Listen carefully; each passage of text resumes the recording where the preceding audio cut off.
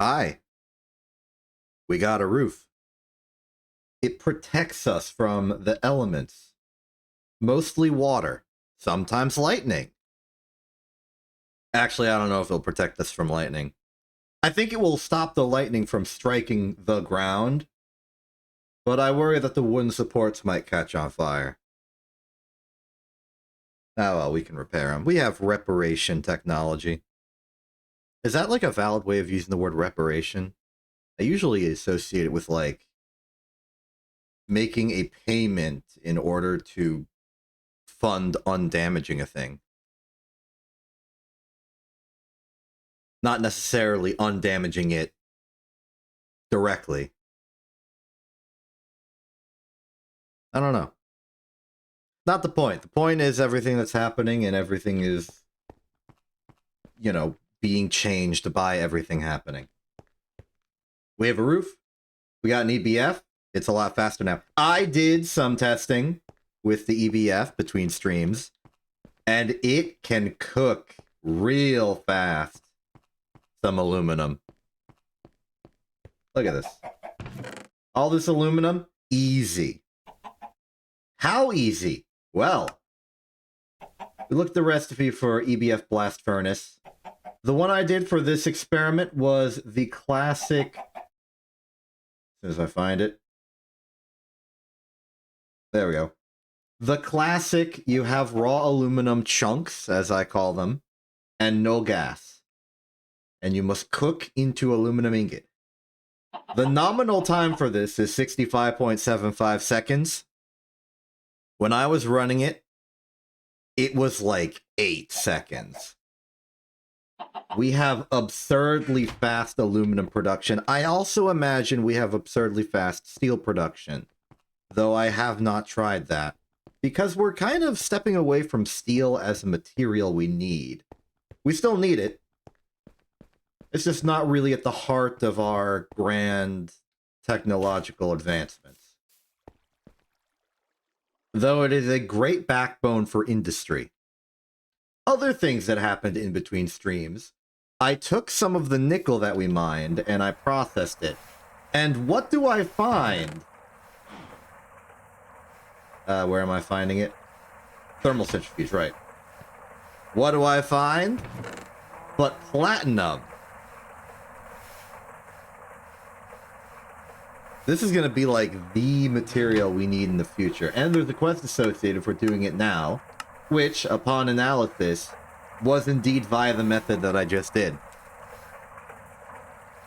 So I think to start, and to help enjoy our EBF a little more, how about we just do this recipe? 3 of this metallic powder dust will get us 2. And for this, we need 27 dust. I will keep the rest in case in the future we, find some way to use that dust more efficiently. Because it is not efficient this way. But it is available this way. Which is kind of like the efficiency of existing. I guess now that I think about it, if you have something that doesn't exist, it's not very efficient. Actually, maybe it's perfectly efficient. Just irrelevantly so. Like, you can imagine a super efficient machine that turns iron to steel with no energy cost. Its only problem is it doesn't exist. I guess that means it's perfectly efficient, but maybe, like, infinitely slow, technically. You could imagine it fast. I'm getting completely distracted. You could imagine it fast, but I suspect that, well, I mean, it would still take no time. Does that mean it's broken? Is it some sort of way inoperable? Look at that. We go from 30 seconds to 7.5. I'll be right back. I gotta put this extra dust I picked up back.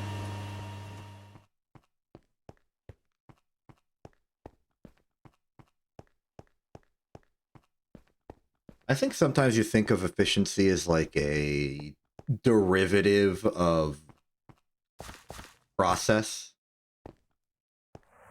Like, maybe you could say something's more efficient if it's faster, or maybe like material cost to output. There's some amount of material in, there's the product that comes out. And if you're using less material, I would say that you are being more efficient. Which means, in some sense, it could be like a derivative of mass. The change of mass in, you know, the input material to the output material for some simple machine process. So something maximally efficient would take in a certain amount of mass and output the exact same amount of mass, but altered into the way you designed. Hey, it's done. Hey, it's platinum. Hey, it's the advancement, quest, achievement, whatever. We can get more out of this. This is a fun hypothetical. This reward choice is a test. Do you take 5 platinum nuggets or 9 platinum metallic powder, which could be converted to 6 platinum nuggets? You either get 5 nuggets or get 6 nuggets. But also, is there another use for that powder? Platinum concentrate, platinum residue.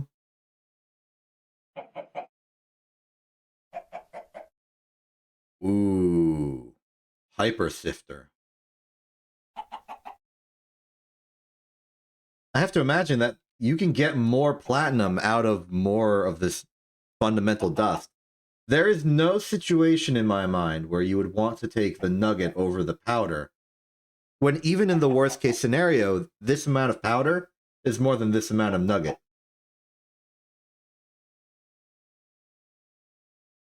The question is, as always, do you want to gamble? And for that reason alone, I'm not going to take it. I also don't need it. We also get access to the SMD quest, which I don't care about. I've already been using SMD technology. I don't need them to tell me to do it better. That said, speaking of, I made some more capacitors out of all of the foil.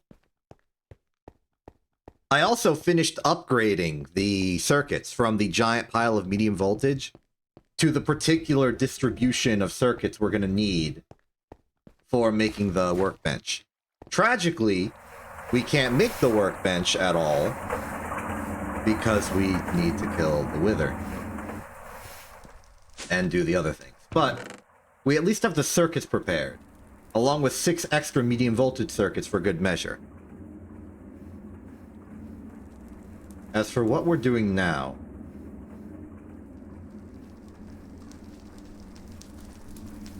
I think I want to... I know I made this a little bit of a scare about the season end and wanted to make sure that going to space happens and pursue that. But any amount of progress we made is gonna have to be done through some level of investment into logistics.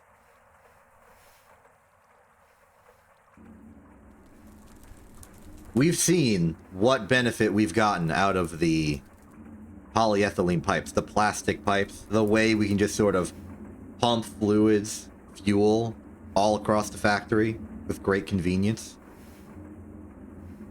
And I want that for items.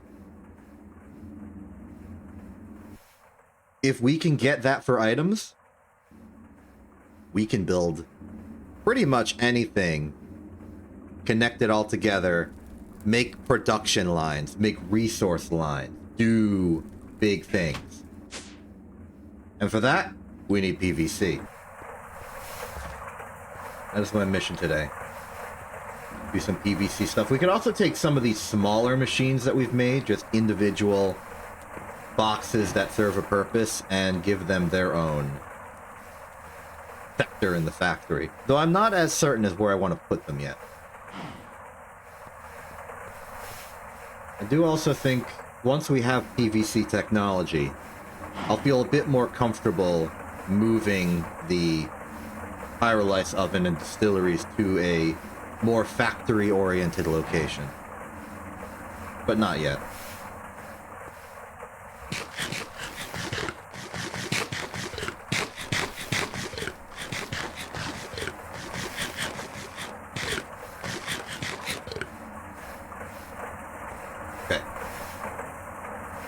So, how do we do PVC? Well, there's a pair of quests in medium voltage that we can investigate. First off, vinyl chloride.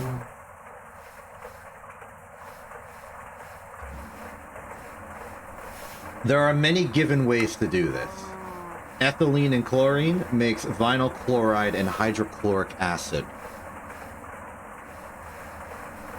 I think this is an okay method. We also have hydrochloric acid, ethylene, and oxygen. Makes vinyl chloride and water.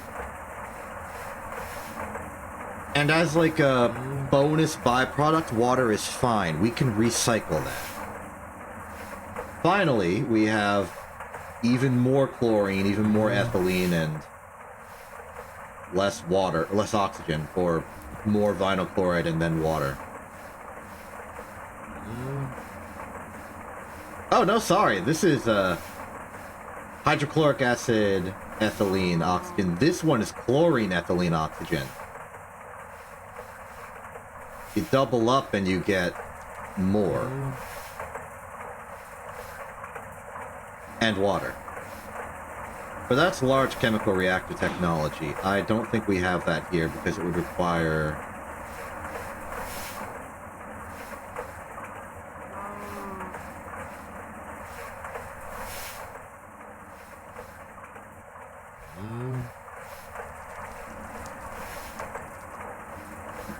No, that's more HCl.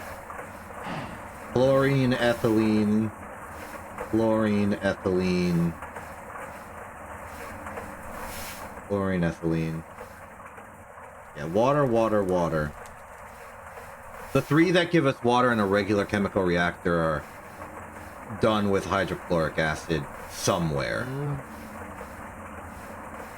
Our only other option is chlorine-ethylene combo.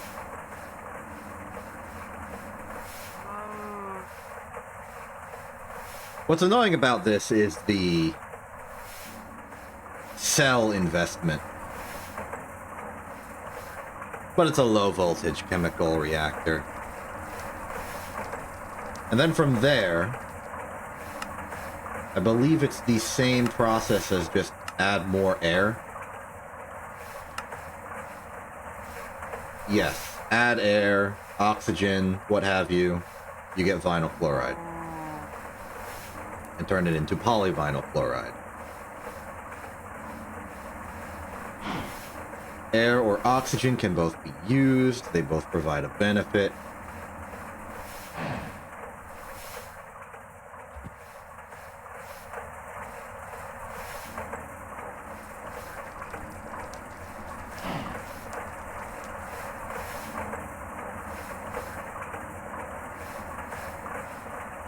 There I make a large chemical reactor purely for the convenience of not having to use cell tech for any of this? I think the answer is no. But okay, what do we need?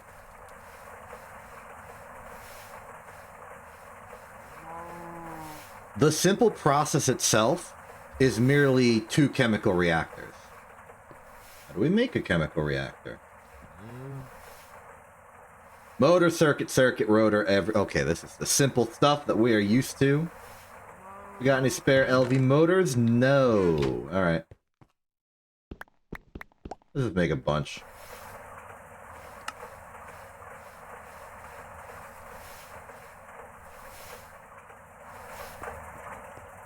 That would make 8. Let's go for 12.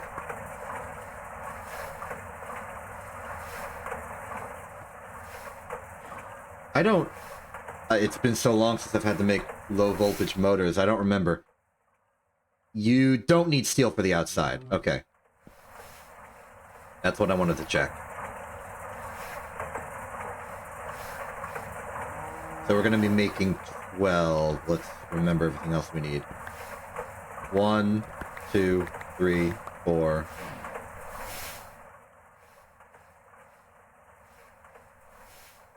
12 rods would be 4 motors. Yes, okay, so this is enough wire. Made more electromalt, though. I'm also in the process of making more blue alloy because I needed it for the advanced stuff. So this mix has been mixing. This alloy smelt has been alloy smelting. It's a work in progress. And here's more foil for making more of the capacitors.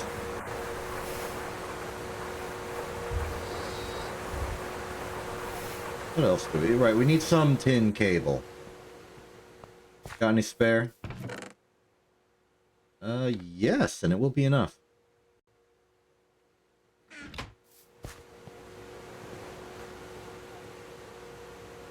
Make it on the kitchen table because I don't have another one of these.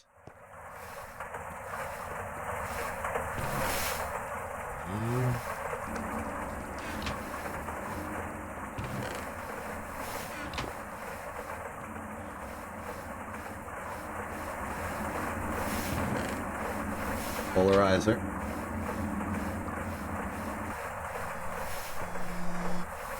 Ah, I did that backwards.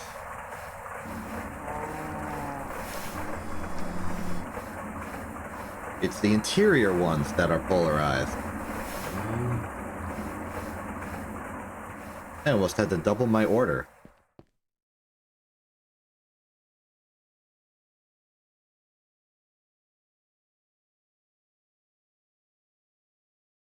Great. That's enough for the 2 reactors. Now let's make some hulls. We should have... Yeah, we do have a low voltage machine hull from an earlier mission. Let's see. I also suspect we will need, just as a convenience, canning technology. Let's get like a canner. Canning machine. We want a fluid canner. That's a pump. Pumps are a greater convenience. Inconvenience. Plus, we're also going to probably need pumps to do the logistics involved in this. So I think we're not done making motors just yet. But separate to that, we will need at least 4 machine hulls. Technically, we already have one. It's not a bother to have an extra.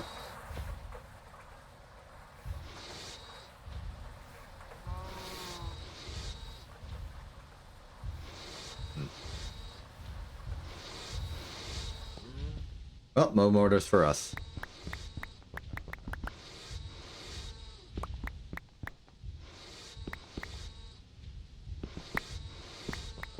I'm gonna double the order again.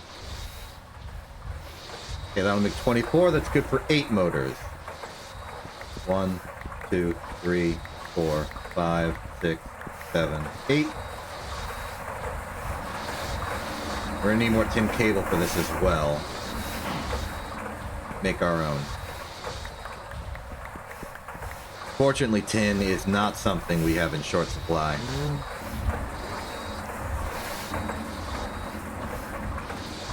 We'll coat that in rubber and win.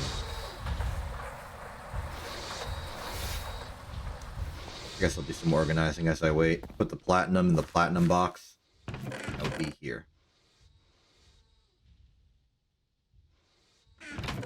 The system isn't perfect, but it works for me. So far. Or at least I'm working with it. It's a work in progress.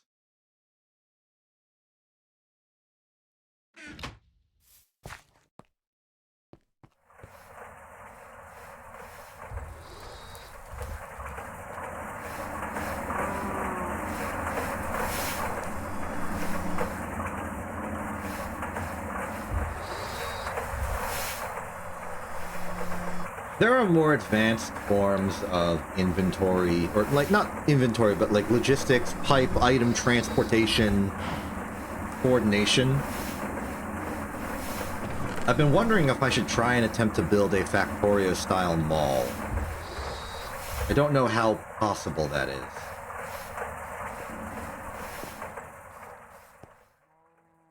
I mean, with ME, it probably just becomes real automatically. But maybe at some point I just invest in ME technology and have that innately.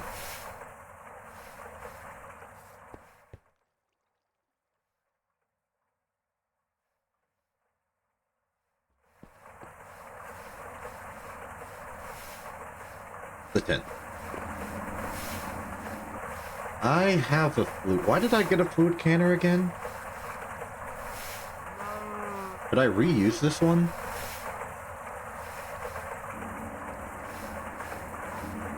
Why did I get it in the first place? Oh, wait, I think it was for those high voltage cooling cells. I think I remember this.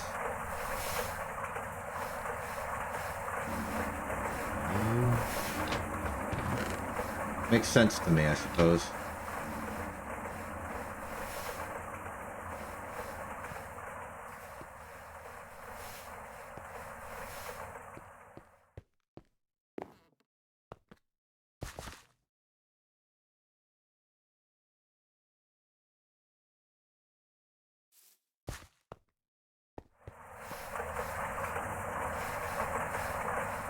They're done. You've got polyethylene installed. Let's go to 8.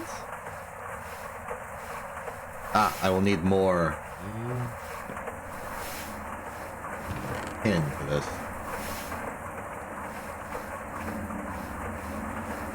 At least another 8 to match what I'm doing with the hulls. To break even on number of wire available.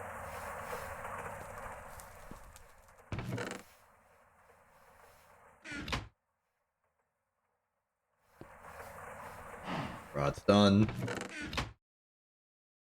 All we're waiting for now is the cable.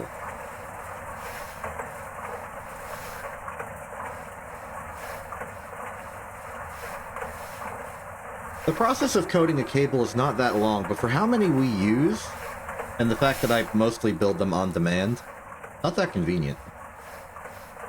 It's like just slow enough to be annoying.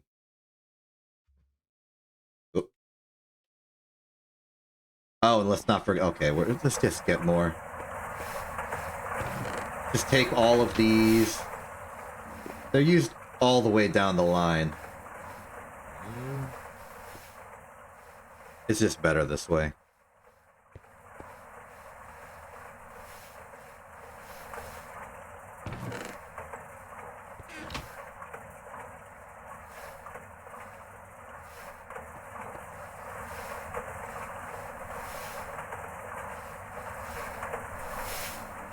That's enough for this.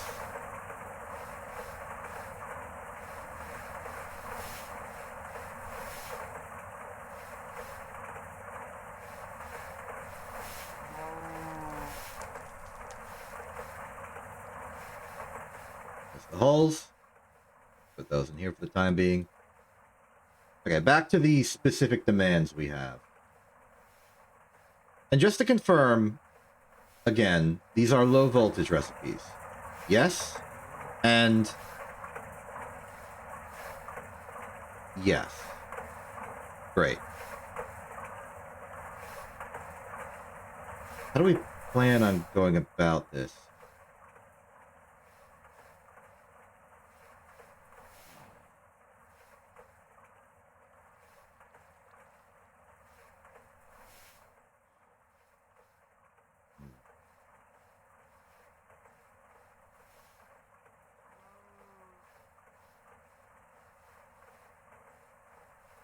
Okay, here's my thought process. We can sort of loop this better.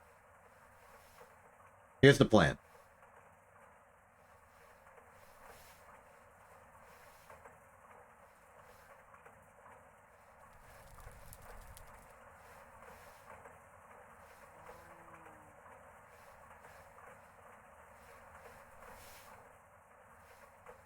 Yeah. Oh.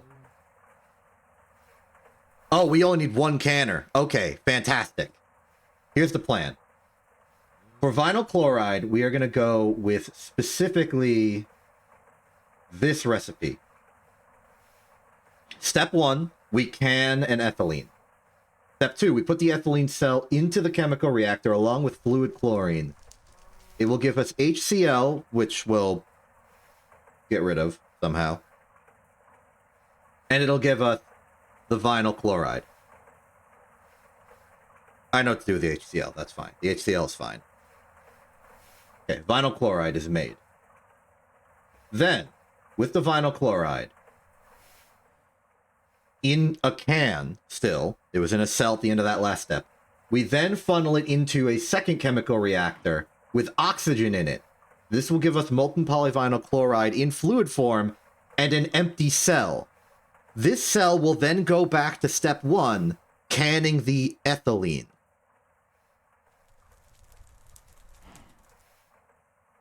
This is a 3-machine process. This will technically be a 4-machine process because... Oh, wait. Yeah,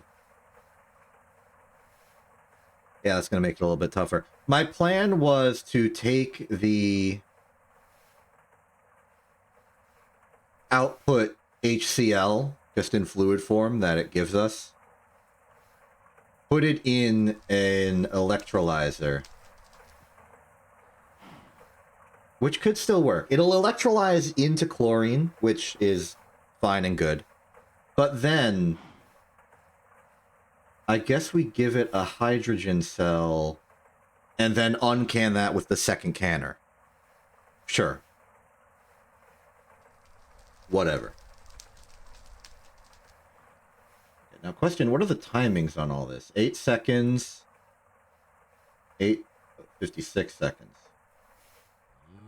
Solid minute?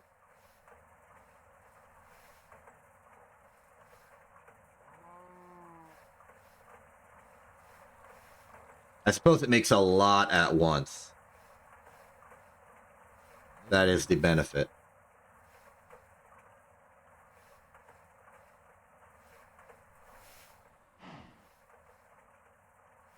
And it does make quite a lot at once.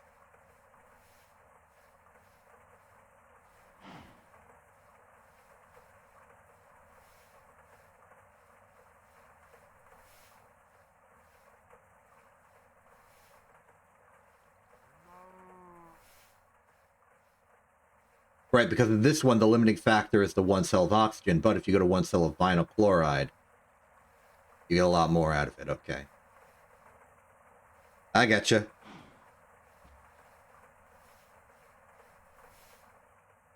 So then 56 seconds for that. It'll electrolyze this out. Does this mean I need to worry about step 1 of the process? In terms of resource input. No, it's just 1 ethylene, some chlorine, and some oxygen. Okay, okay.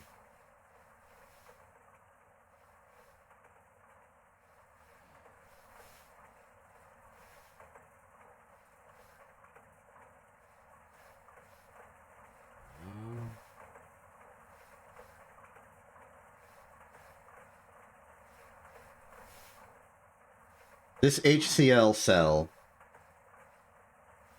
goes to the electrolyzer, becomes...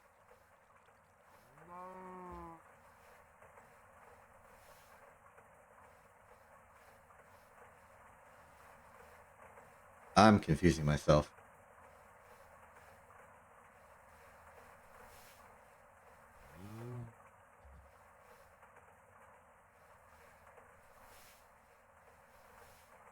Can the ethylene liquid chlorine, it's... Oh, it is an HCl cell here.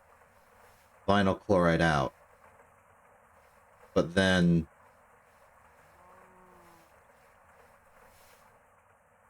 Oh, no, I'm incorrect. I crossed the wires. Oops. Not important right now, though. Let's just make the chemical reactors and get ready. Okay, we need 4 microprocessors. The canning machines will need One, we're going to need to do 3 microprocessor crafts. I don't even think we have enough CPUs for that. Yeah, we only have the 1. Okay, time to remember how to microprocess. Don't need you, don't need you. Tape's available. Let's just look at the quest.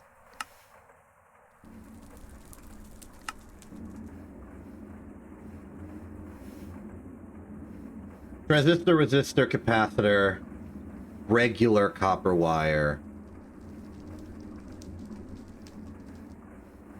I'll take soldering alloy. Gonna need 3 of these. So 3 CPUs, everything else we should have in abundance. CPU recipe is from the diamond lens or the glass lens. We have a glass lens. Oh, yeah, I also made another boule earlier. We were running out. And I just sort of did it like it wasn't even a big deal. Because really it wasn't. I just did it.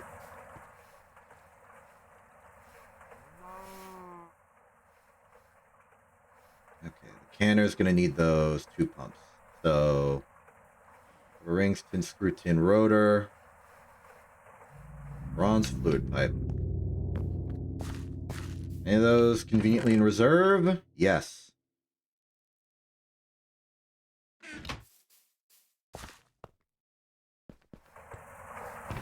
Another box of random tin.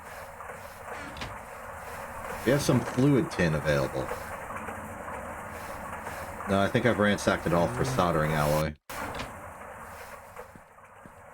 Plus a random assortment of tin rods.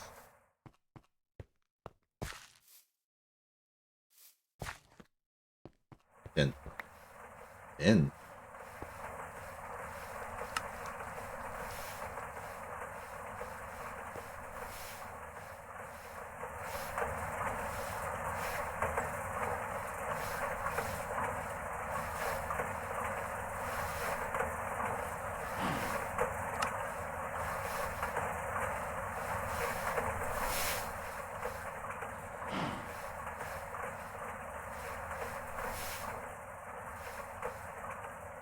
I keep technically reinventing this ratio, but it's always nice and convenient when I see it.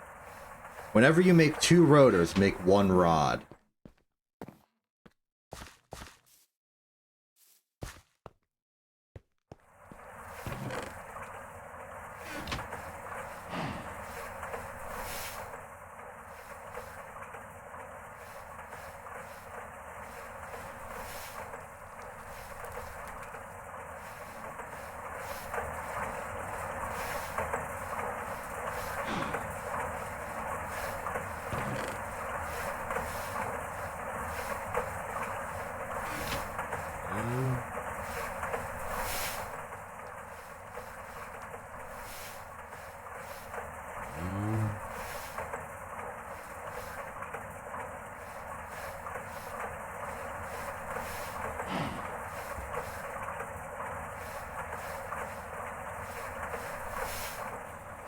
Pump secured.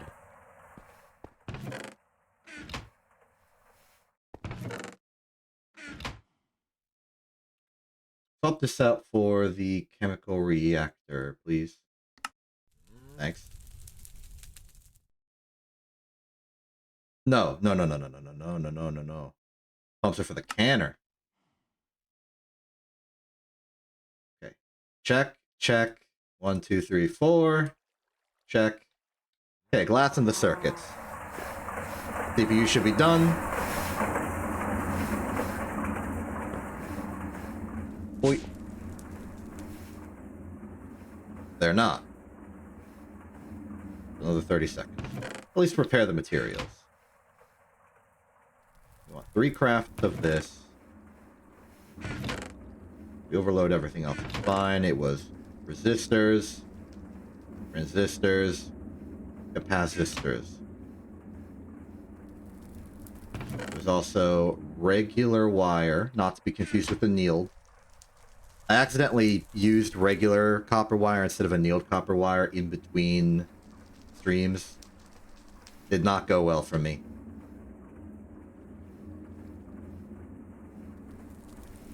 Missing the alleles. The anneals.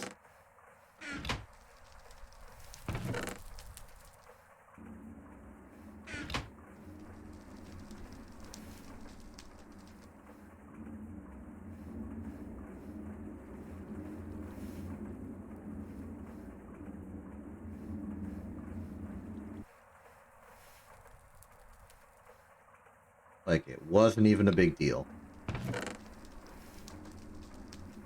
Such is the benefit of our method.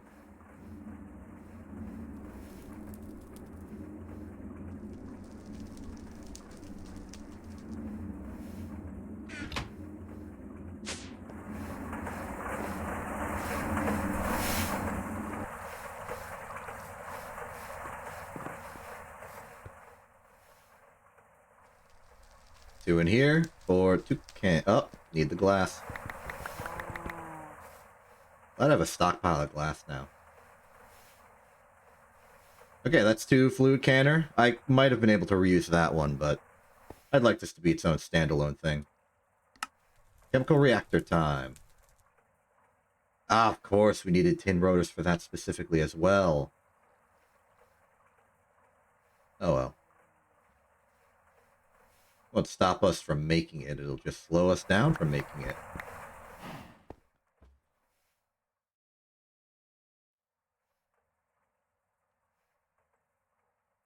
Yep, just those rotors.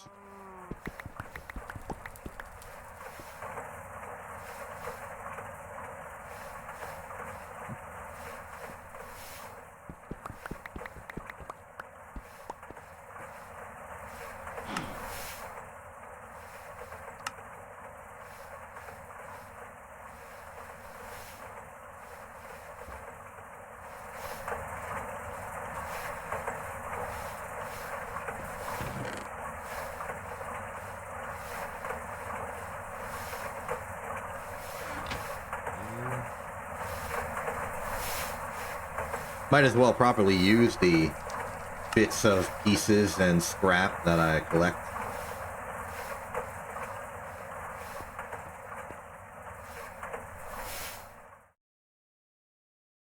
Oh, in the box. And there's 2 chemical reactors. Put this extra hole back in here because it's funny. And now we have the processing components of this new machine.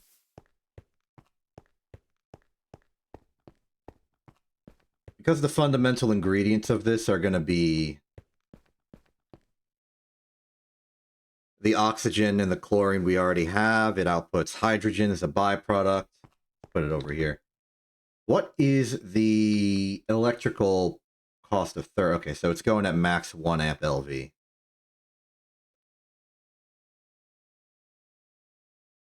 How much the canner do?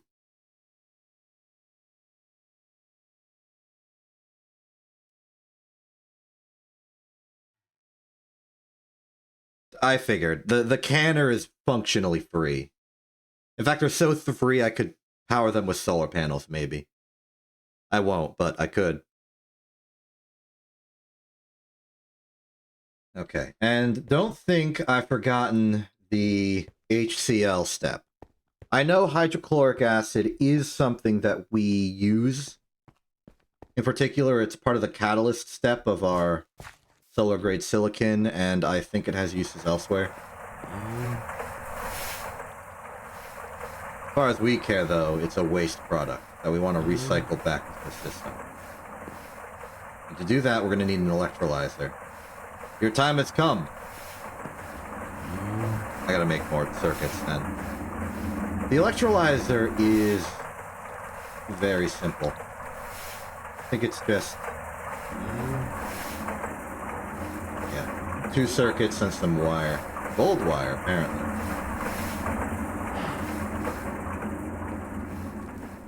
Up.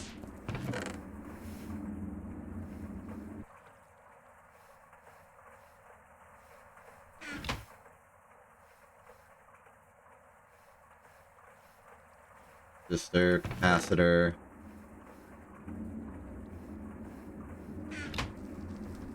Transistor. Copper. Plate. Beep. Beep. Beep. Beep. Or bip. Bop boop. Mission accomplished.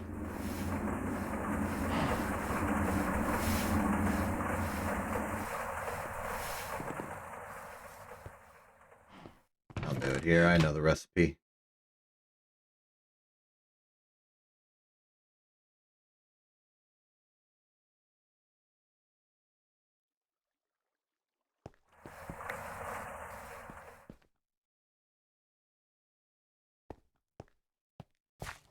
On the subject of gold.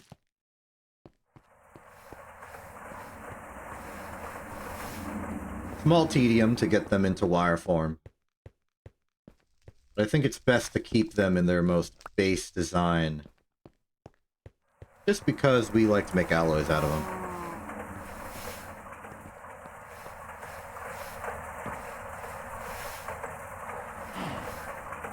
We really do not have a method to just... Oh, well, yes we do. We have this. Form of ingot.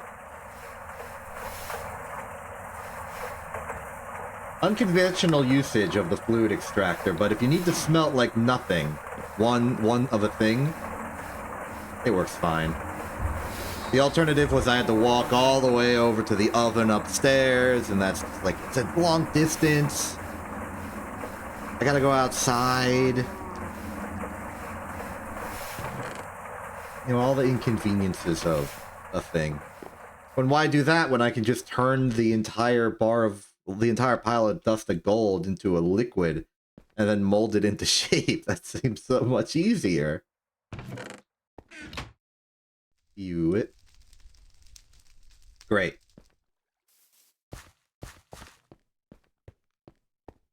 Alright, let's find a place for this.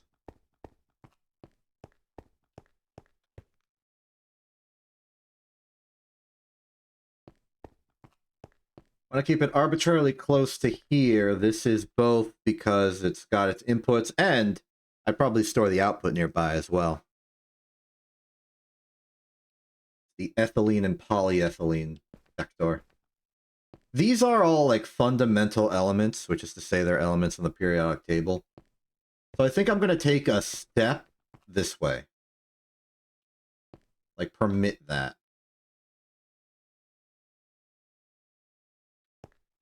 So, I mean, this is all pretty much complete. I want access to the input line. So let's say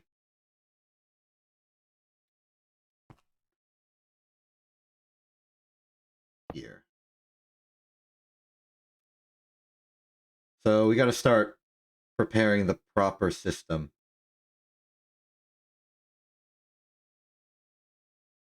Step one is vinyl chloride. This is going to be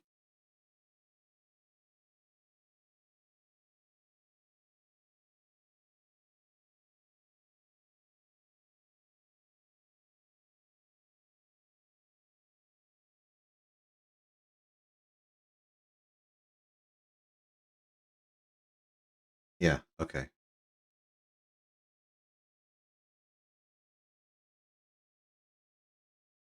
The vinyl chloride will take in one cell.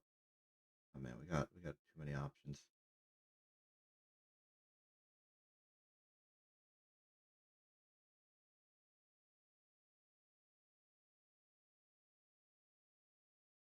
Oh, I see. This is the difference. Ethylene cell is a constant, but the question is, do we want to output hydrochloric acid or vinyl chlorine as the liquid? Having the other one be output as the cell.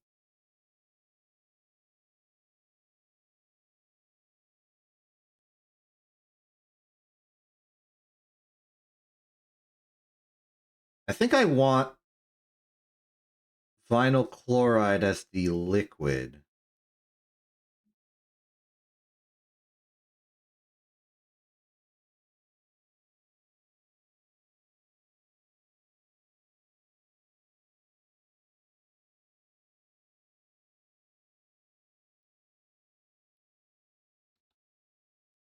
Either way, we know step one.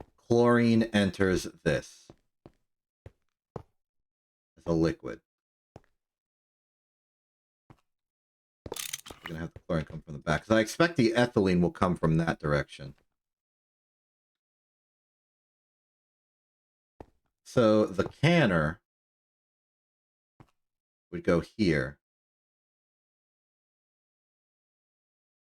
Item auto output to the left of a full can. Ethylene comes in here, let's say.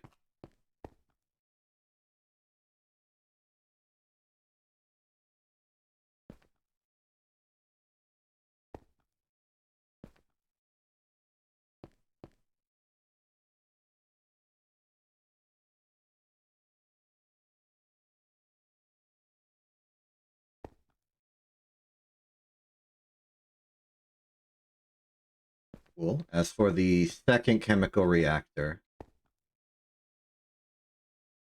which instinctively I want to put above here.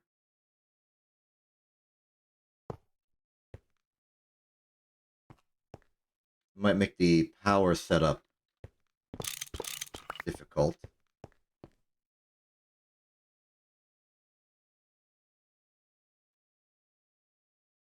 Now we need to make our choice.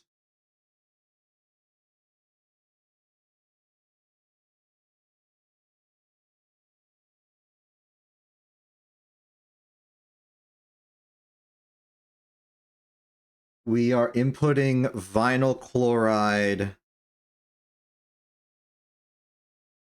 cells because we want to keep the oxygen pure.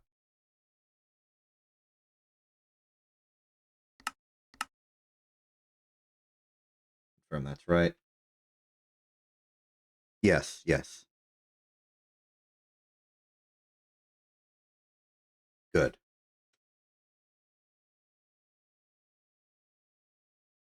And then, so that means that for this, we want item output up.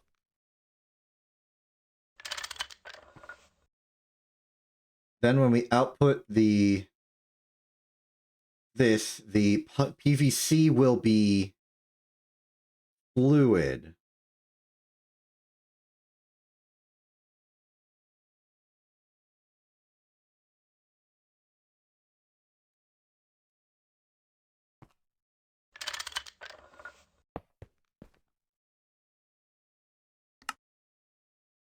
Go out that way. We'll then add a conveyor belt here to pipe it back down.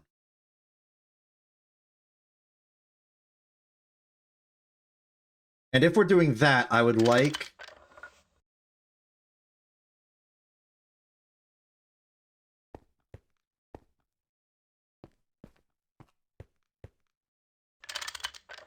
sleeping. The HCl byproduct is coming out of the bottom chemical reactor as the fluid, and I'd rather that be the output because it's easier to make a conveyor belt than a pump in terms of tedium involved. So it'll pump out here, and it will need to go to an electrolyzer, which can be this.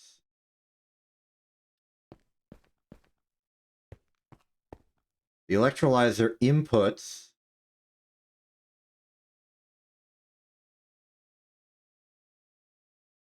HCl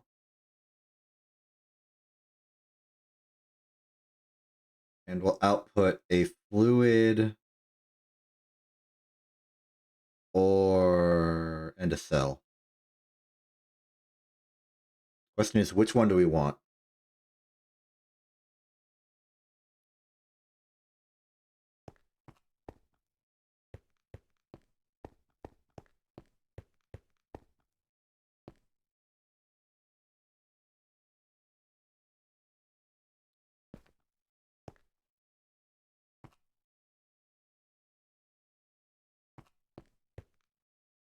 I think I want the chlorine to be the fluid. And the benefit of that is that we can do something like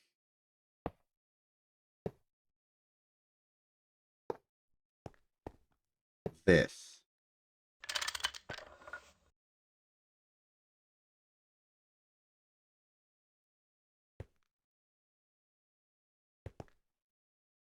Oh, no, wait, no. Too far.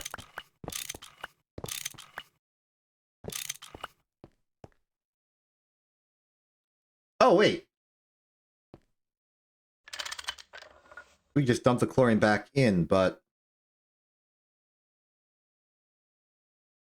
it would be fighting with the chlorine tubing system.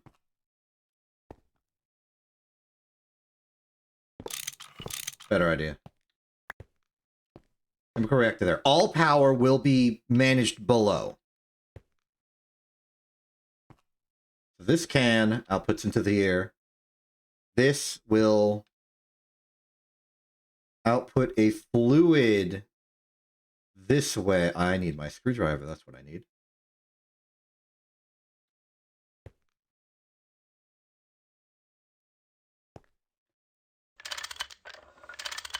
Yes. Yes.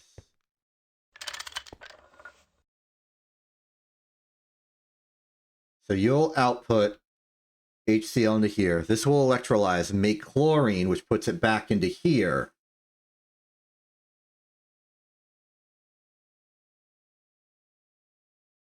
Then simultaneously output a can over here.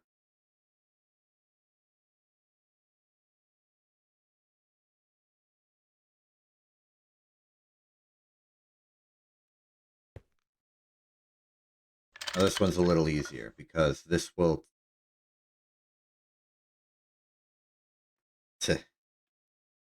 No, it's not. We use 2 conveyor belts here as the process. So this is an output of hydrogen then, which you can then pump into the hydrogen tank, which is this one. So this will go out. I prefer it go up.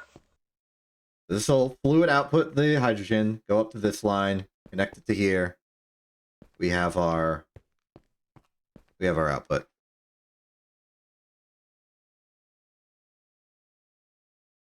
Okay. Then the chlorine can go back and forth. The chlorine is... It's not renewable, it's not a catalyst, but there's no reason for it to be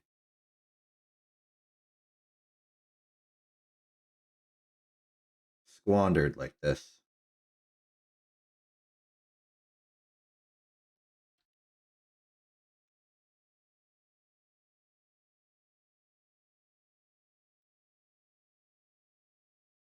What I would love is some kind of junction to prioritize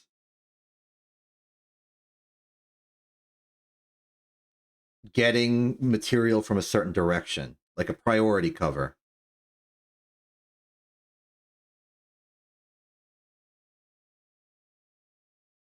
That could work. Maybe.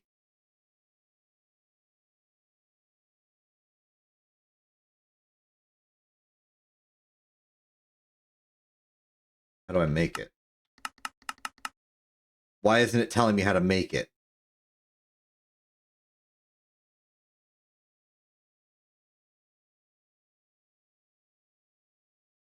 Regulator also feels like it might fit the bill.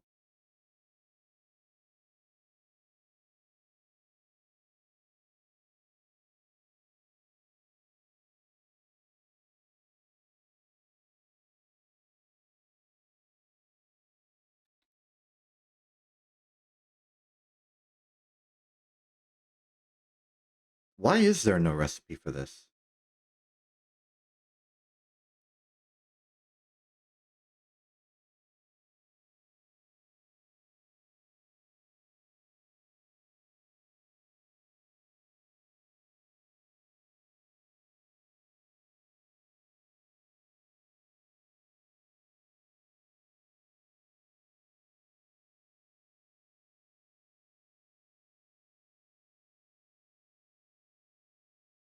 This is a different thing. This is filter by type.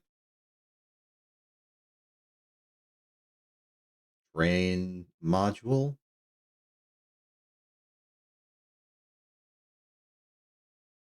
Huh.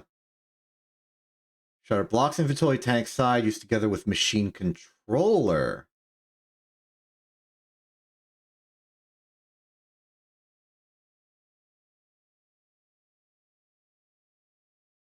Machine controller.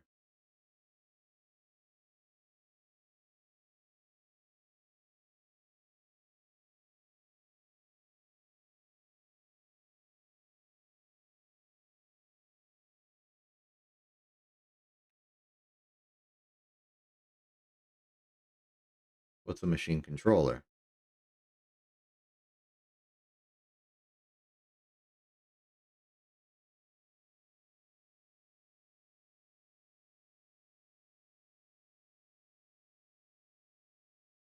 Okay.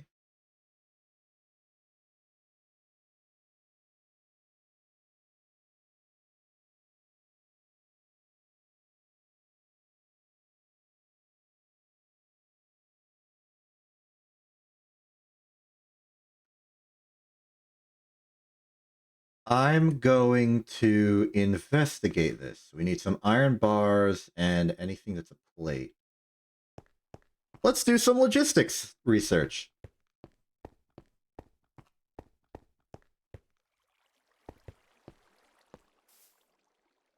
As for where we'll get the bars, I'm just going to ransack some from downstairs.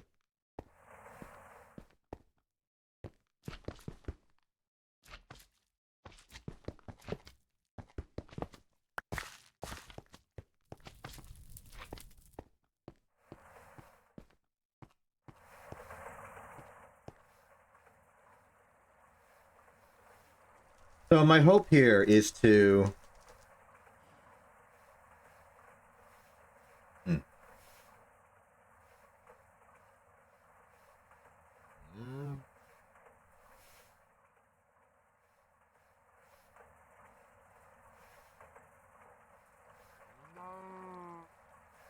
not sure if I can do this easily. Theoretically, if I started the process, like I want to...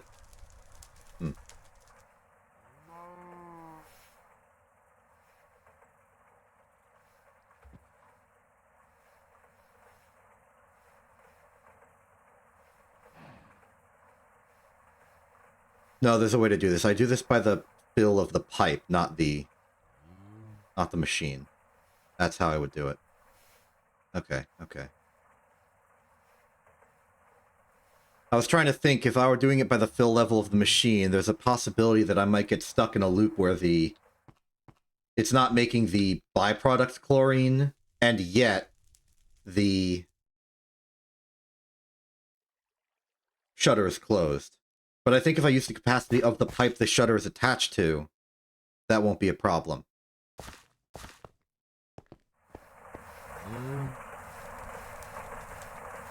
Because I can just say, hey, fill this up to half. Never open the gate until it's less than that.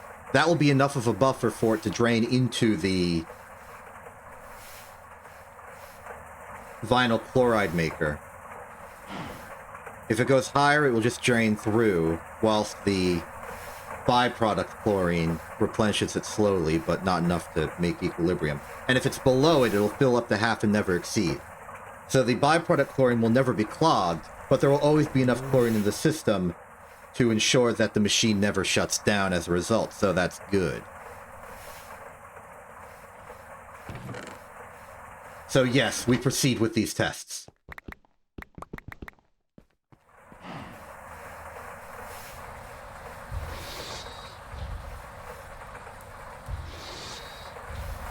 Step 1, make a drain module cover. Setting 1, please. Gonna take a bit. Then we turn that into a shutter module cover.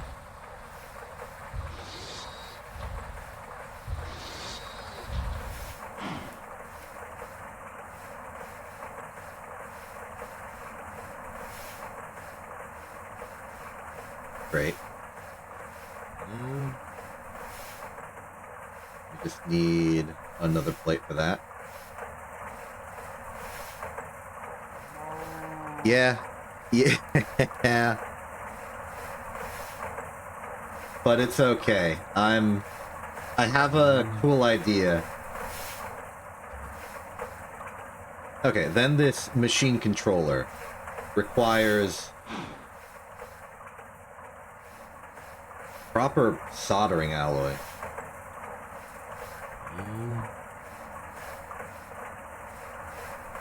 And a lever. And a lever is a stick and a button, and a button. Oh my goodness, and a pressure. Okay. We need a stone slab, which is a cut stone. Okay. And an iron sping, which bending machine circuit setting 1 on a long. Okay. This was not as straightforward as I was expecting. Fortunately, I can proceed.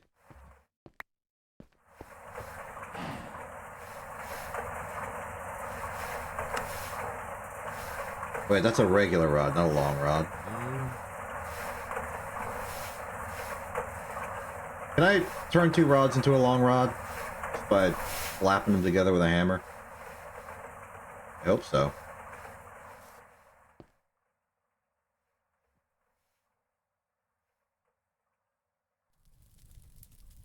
Hammer time.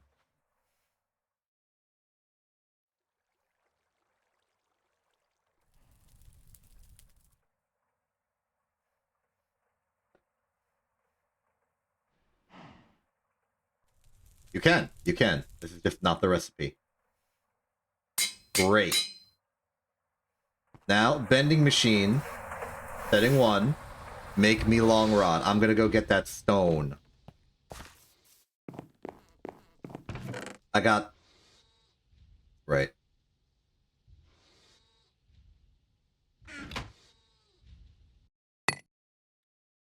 I got that stone.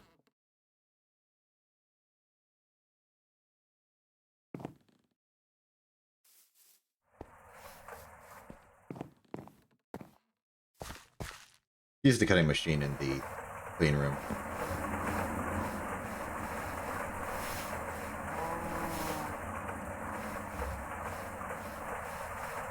In fact, do the rest of the process in the clean room. We can use the assembler in there as well. I am up here now. Alright. Slice ma. Thanks. Now, pressure plate is just put him in the machine.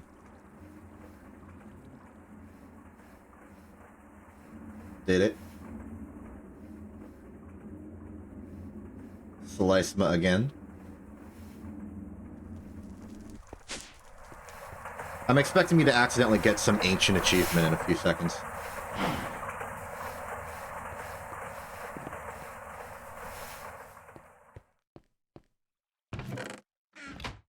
Some, like, real Precambrian stuff.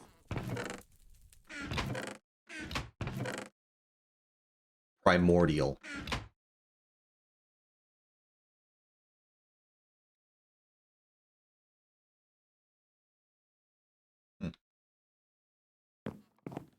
Maybe I also have to make, like, a door. Not the point. The point is we can make this now.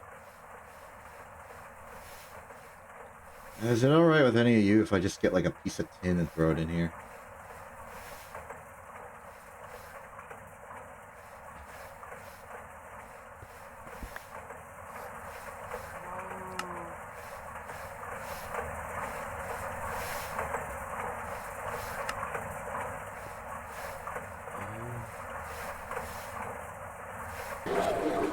Oh, right. Power.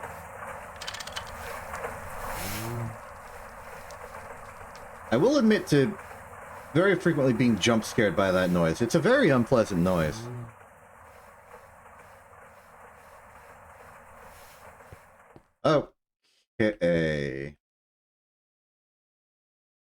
Let's start doing some testing. For the purposes of our testing, I will simply use water as a stand-in for whatever fluid we're actually using. Also, we gotta... Oh, right. These aren't collecting rainwater. These are being powered by the reservoirs I put down there. So these do have water in them. Okay. So, let's see here. My theory...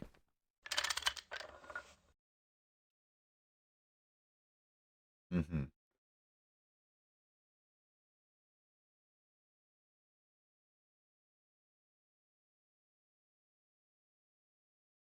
Open if work enabled, open if work disabled. Oh, only output allowed, only input allowed.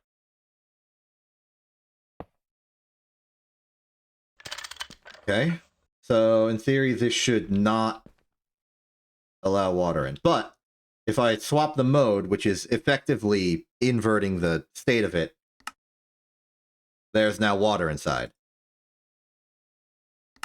Now we can cut that off. Break that, just to...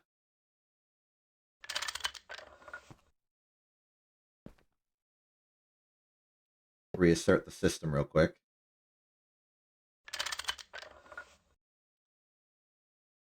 And then if I swap this to...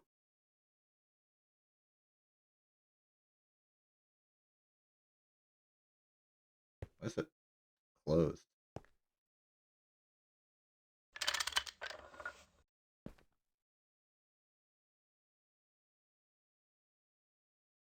Open if work enabled. Okay, disable with redstone. This should now equalize. It does. The flow is flowing, going back and forth. Turn it off. It stops. So the next step of this is to get this to detect its fluid level.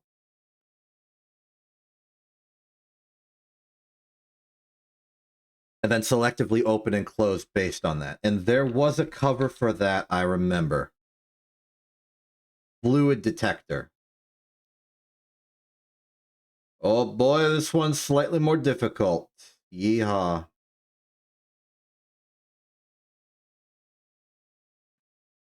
Ooh, wireless. Don't need it.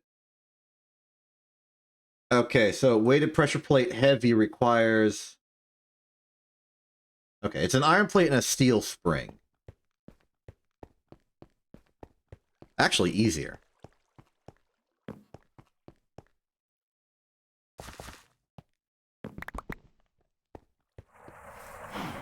Got enough plates remaining, so these are slated for the lathe. Maybe I should get a long rod mold, now that I'm in the sping business.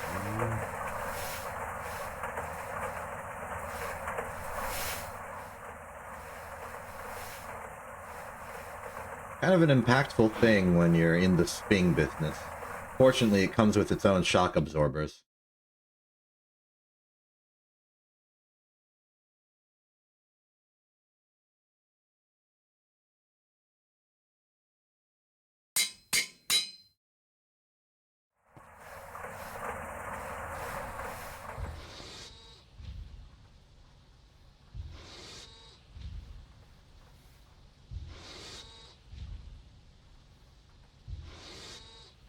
Ah, I was hoping I could put the chisel in there. It's kind of a tool. Put the file in there, definitely. I don't know why I've been holding that. Keep the wire cutters or crowbar. No, crowbar would be invaluable right now. I'm working with covers. There's our sping. And this is just put them in.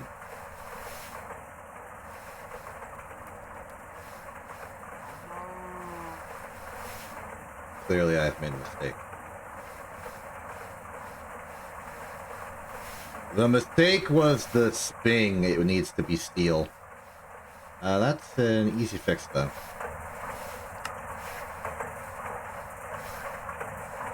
I got out the hammer again.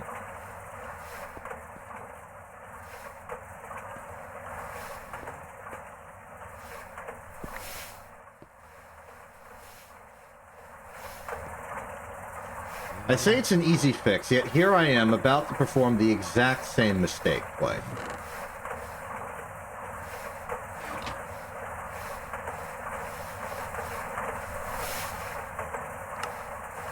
Rod out of there, put this back into ingot form. Good. The cycle has been broken.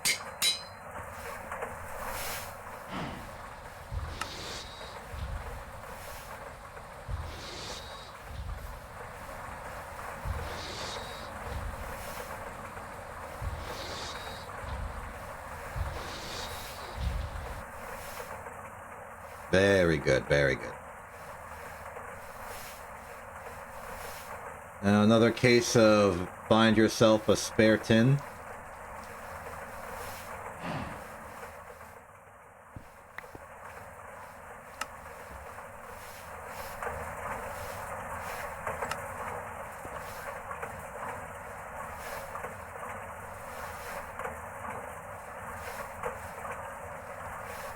Technology.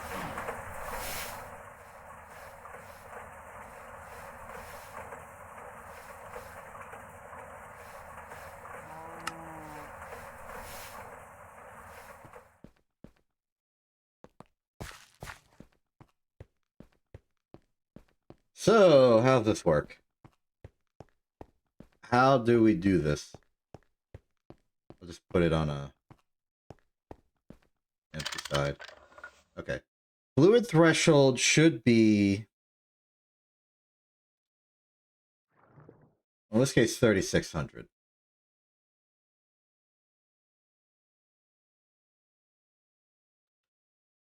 And we want disable with redstone.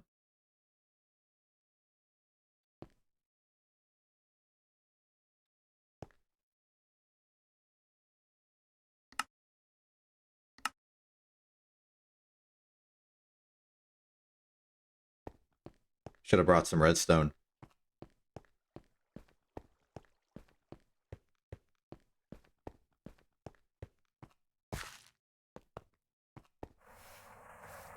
Now, I don't know if it automatically provides that power to itself. If it does, that's perfect. If it doesn't, I think just one piece of redstone on the side would do that enough, because it would activate the redstone dust, and the redstone dust would be theoretically pointing back into the machine. I'll bring a handful just in case there's directionality involved. Though I'm pretty sure we're in a version of the game. Oh, nope. It starts as a dot. There's that whole dot cross dichotomy, and I guess we're in the dot era.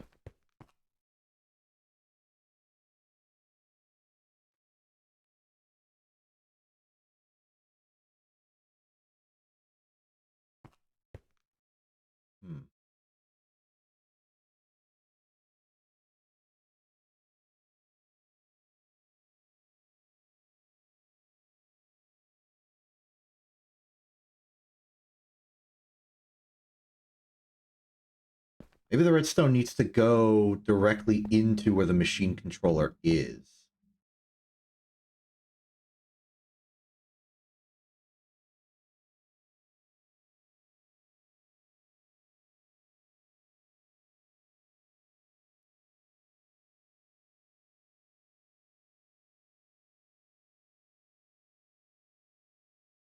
If that's the case, I need my crowbar, which I already have because I thought ahead. Oh! Hey! I did it. Okay. Yeah. Enable blocking with redstone. Now, if I do...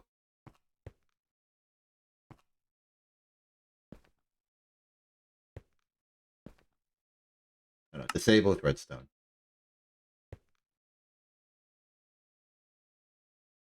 Yes! Look at that! It stopped itself.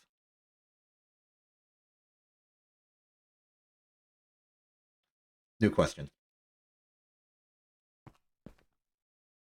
I think I can optimize this. It will require one additional level of indirection, but it might make this extremely simple. Because this should not be blocking at all. Theoretically. It's not. Okay. Now we put the fluid detector here. Threshold, let's say 3600.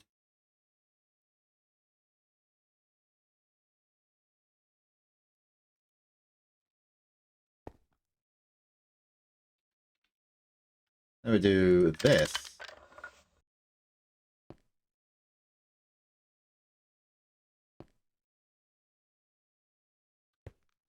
Then we connect this back up. Wrong thing.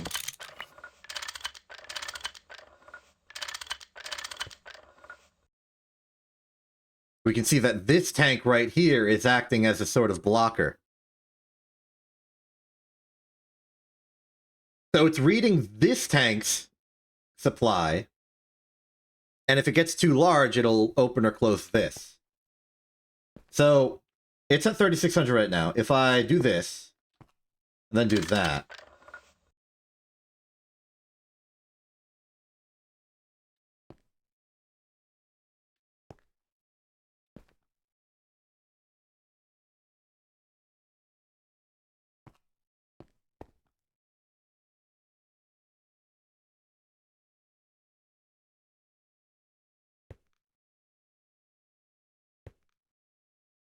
okay, not ideal, but this work.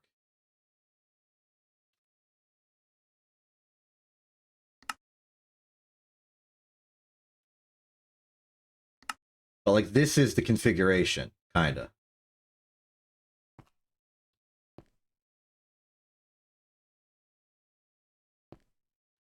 I guess to make it more accommodating, I could make this a really thin pipe right here, but only right here.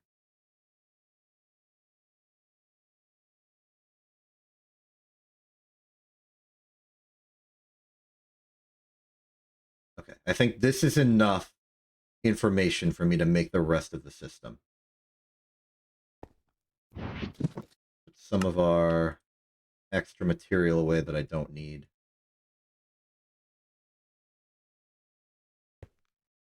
This is enough.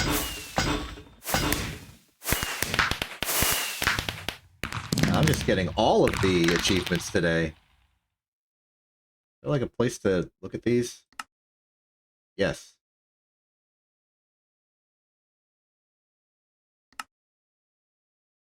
Where's the Greg one? Here we go. Maybe.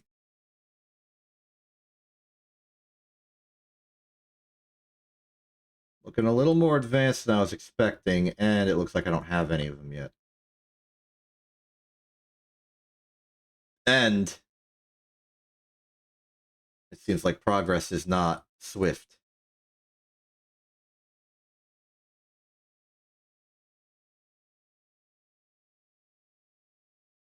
Oh, it like scrolls smoothly. Interesting. So we got regular Minecraft with its regular Minecraft. We got IC2, of which I can see.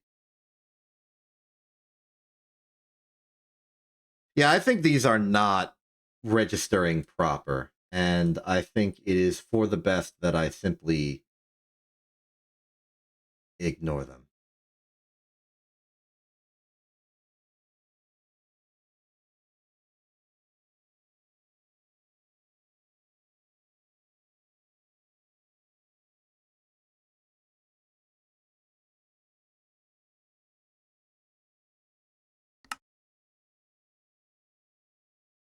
Huh.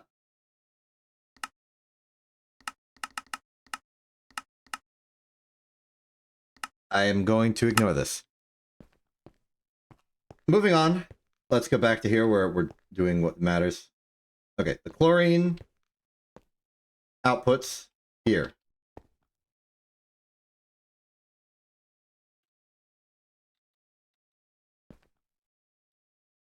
Annoyingly a roundabout method, but necessary.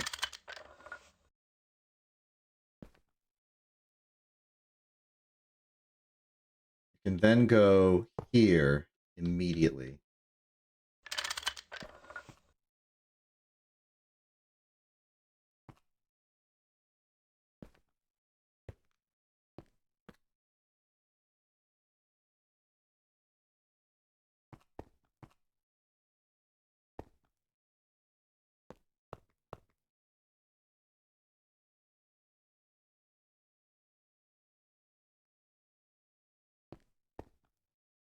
Okay. From this, the chlorine, we'll input the chlorine from above.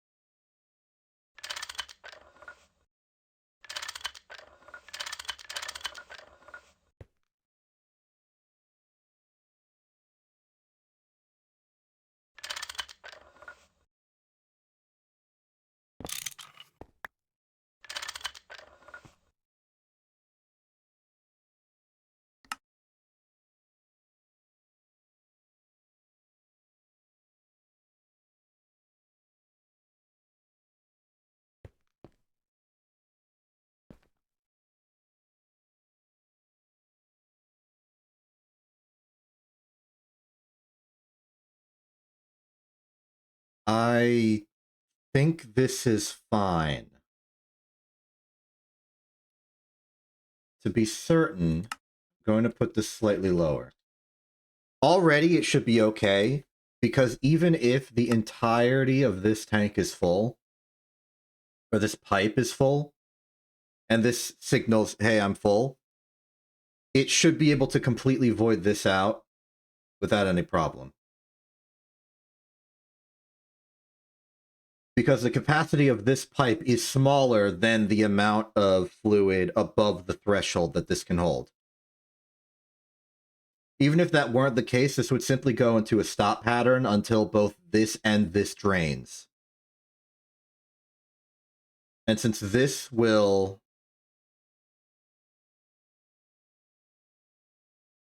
hopefully reliably have room to drain in here, we should never get into a situation where this backs up. Because even if this fills up with chlorine, this would have to then fill up with HCl to stop the process. And I don't think that's happening.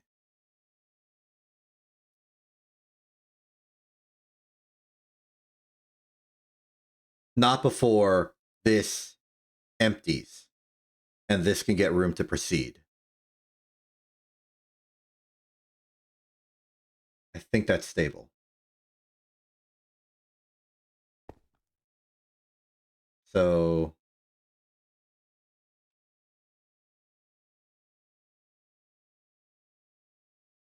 yes.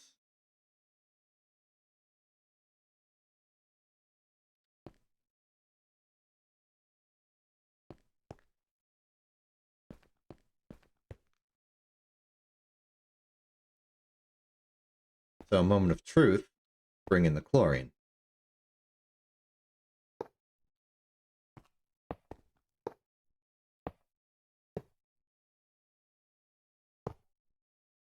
What is this outputting?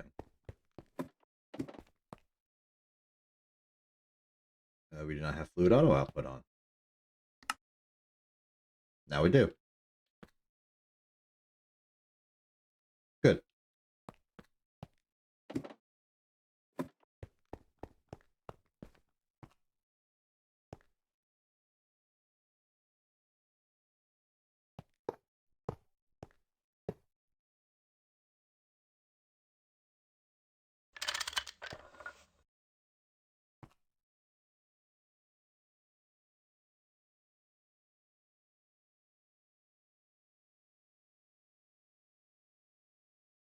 Excellent. Excellent.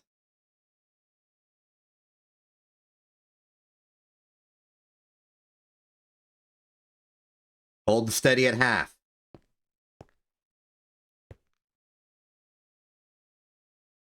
So what exactly am I missing in terms of logistics here?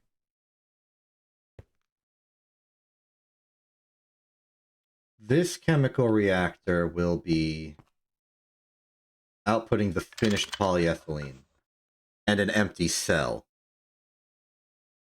So you will fluid output your result, not polyethylene, the PVC, polyvinyl chloride.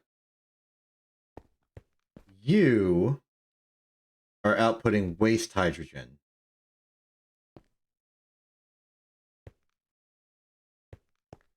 You also need an input of oxygen.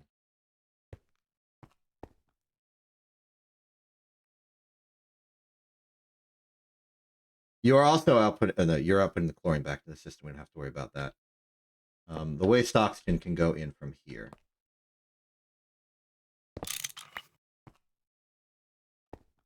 No. Inputs will come from above.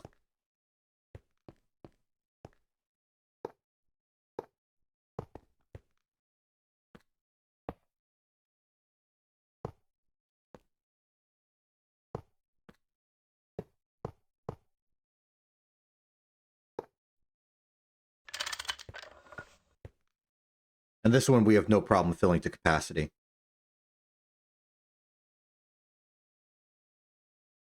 No part of the system outputs waste oxygen that we would want to recycle into the system. This is fine. So this item here, fluid here, we need a conveyor. Fluid here, we need a conveyor. Fluid here, we need a conveyor. Fluid here, we need like 4 conveyors. A convenient number given the amount of motors I have.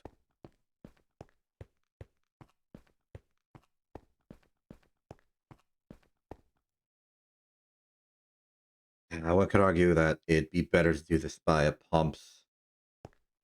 And there's really no reason I shouldn't. Aside from I'm lazy. So I'll do it. I'll swap the logic over.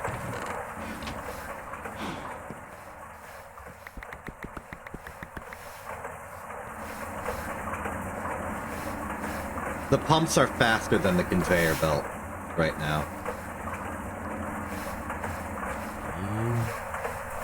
To help prevent congestion in the future, this is what I should do.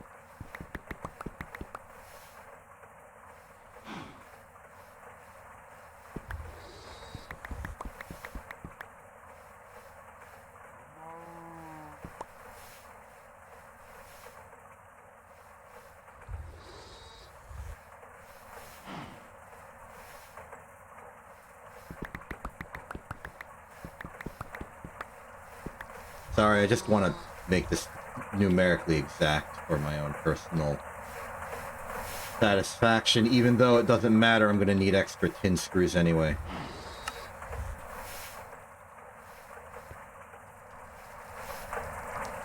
I just like to make a solid amount of rotor with a solid amount of liquid. Meanwhile...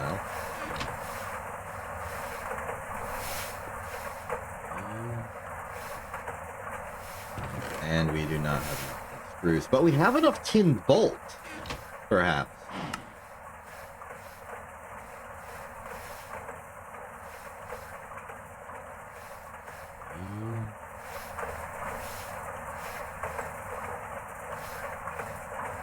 A screw is technically slightly less fluid than a bolt, but only in liquefaction.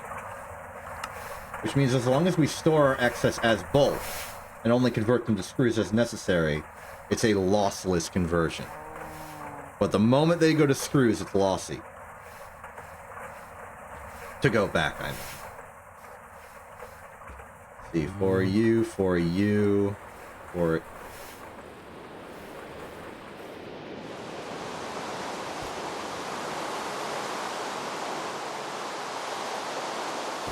Once I feared the storm, but then I built a roof.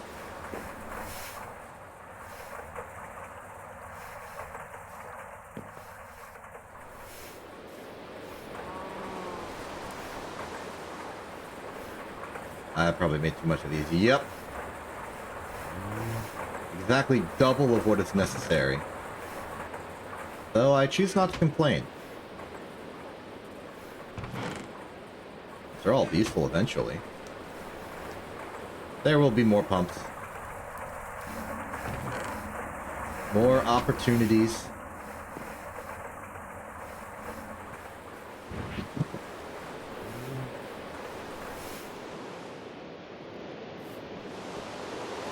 Thank goodness I still have some bronze pipe from the theme era. Otherwise, I'd have to inconveniently make some of those as well. Tragically, I cannot make pumps out of PVC pipe or plastic pipe. Probably because they want these to be general purpose, and those would melt under high temperature loads. I am asleep. I am awake.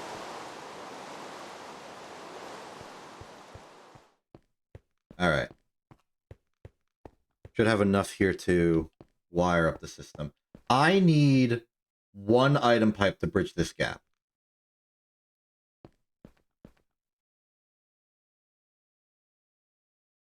Yes. Yes.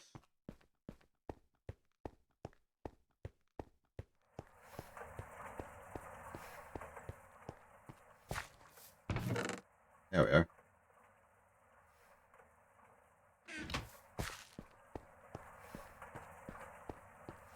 Our requirements are not so extreme that this isn't enough throughput.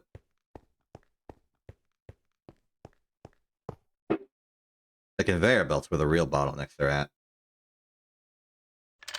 There we go.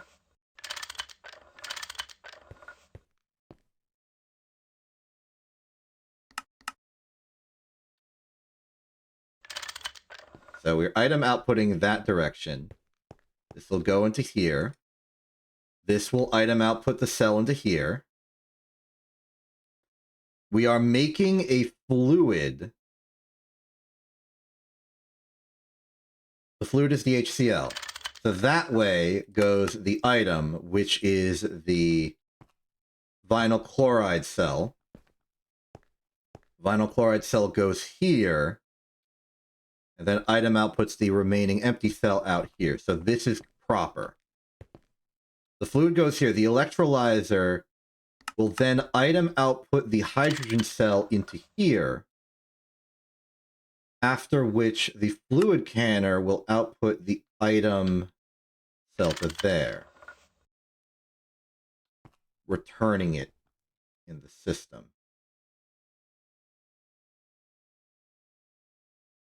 I need my screwdriver. Just to check. I think I did this. Forbidden, allowed. Okay, and I never did this one. Allowed.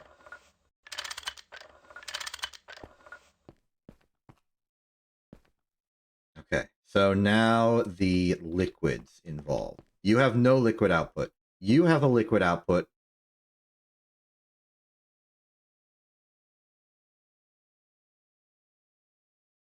It is the hydrogen chloride. You want to export, and you want to allow import. You have a fluid output. It's the chlorine. You want to export, and you want to allow import. Then you are the output hydrogen. You want to export. You do not want to allow input.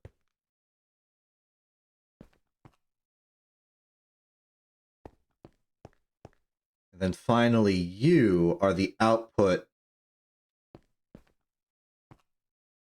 ethylene. Or sorry, the PVC.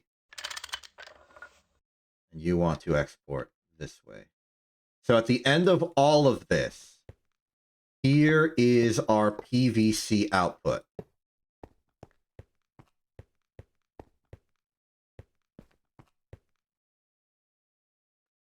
Great.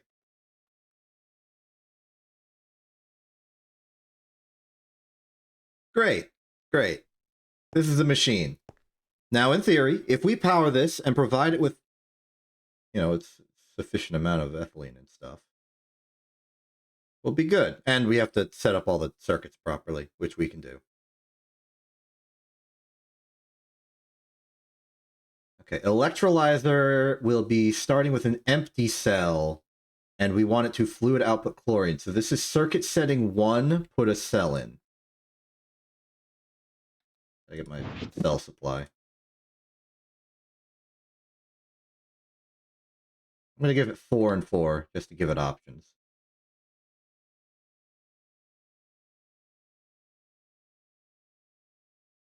Sanity check, now that I've done it.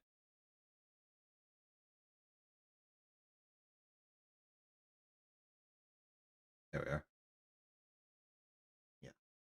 Circuit setting 1 makes hydrogen cells, which is what we want. Good. Setting 1, you are ready. You have no internal logic to care about. You have no internal logic to care about. You. Chlorine.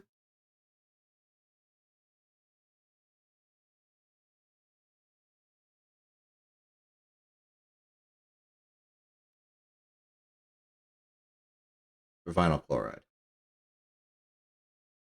Chlorine and an ethylene makes HCl and vinyl chloride. We want the vinyl chloride to be the item. Yes. The vinyl chloride is the item. So we want circuit setting 11.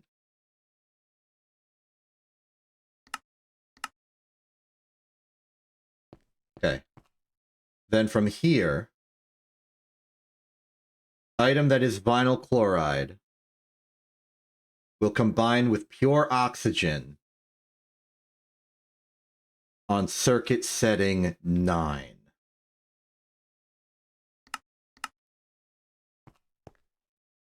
I've already piped in the oxygen, have I? Yes. Good.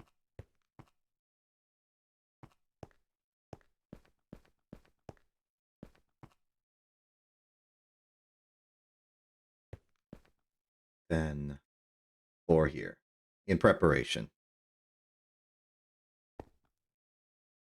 No. 4 here to be canned.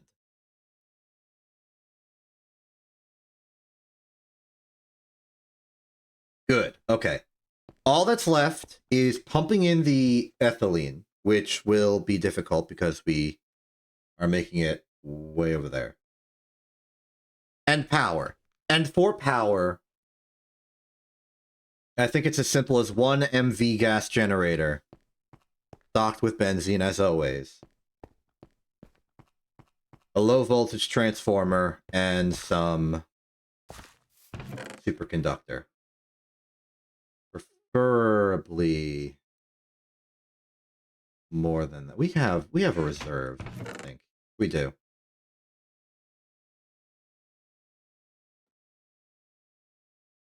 Thinking about the connection of it all.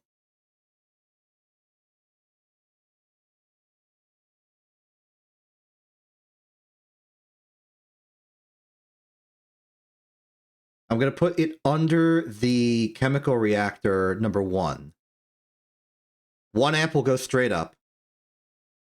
2 amps will go to the side for the electrolyzer and the canner, just to be absolutely certain. Then 1 amp will go to the second chemical reactor. And I guess I can use like a little bit of tin for the second one. I could just do both.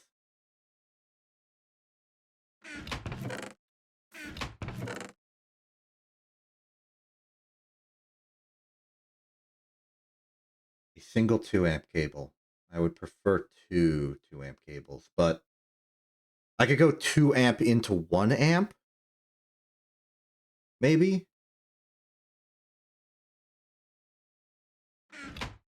Seems risky.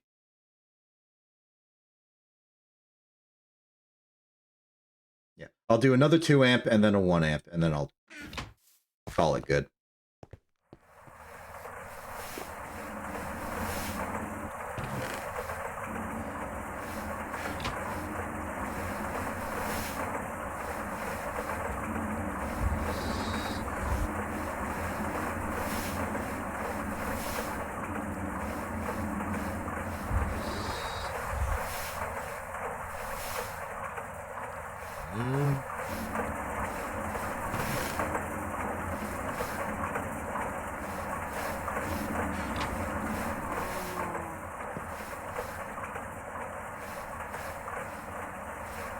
It is not lost to me that I'm forgetting the part where I actually need a generator and the other thing.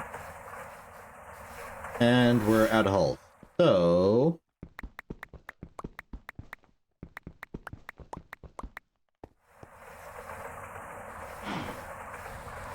if you're worried about making the circuits for the generator and the fact that I'm running out of circuit boards, you have not been paying attention. For you see, I built extra medium voltage circuits in the past. For just such an occasion.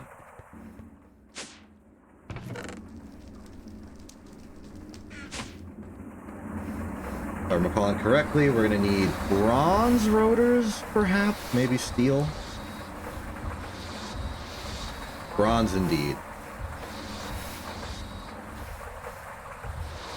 3 bronze, a pair of electric motors, which is super nickel.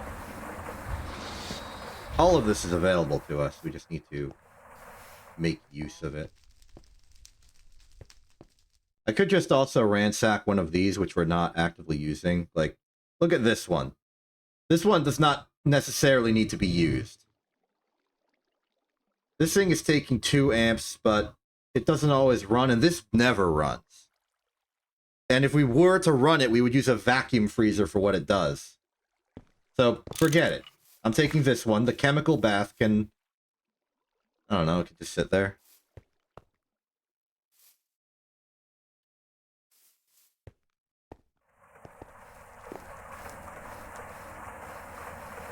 Don't need it. Do need a transformer still.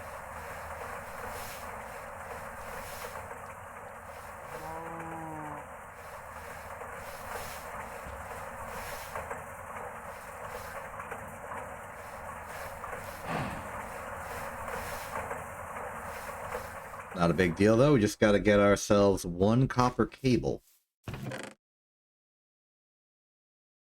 There it is.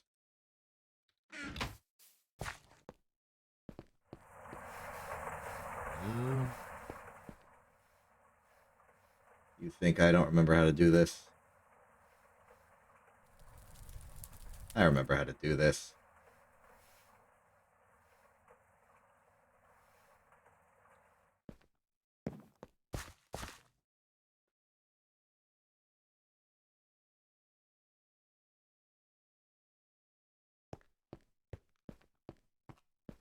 This is all of the power components we are going to need for this. As far as sourcing power, I'm just going to leech off of this benzene line right here. Go over a few steps. Alright, tear up the floor.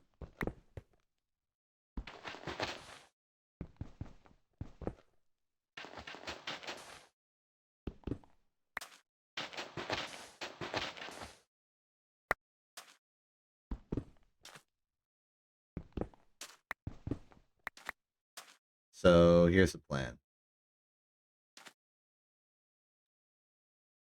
2 amp cable, which is extreme overkill. Where's the other one? Did I never take it out? I don't think I took it out of the rubber coater. Really me forgetting my actions and priorities. There it is.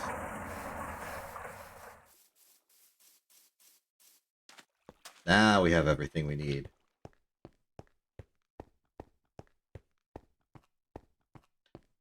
Okay. 2 amp. Really could have just been 1 amp, but I care about voltage loss. I'm going to be cautious. I want more room to maneuver.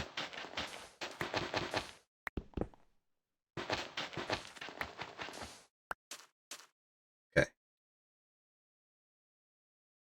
The transformer. It is in step-down mode. Power will come from below.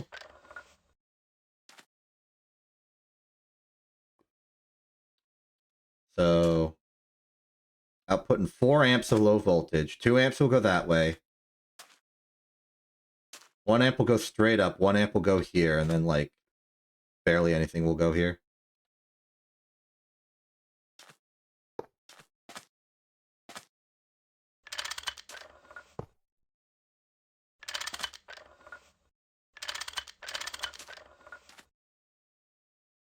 Okay. Now we leech off this line.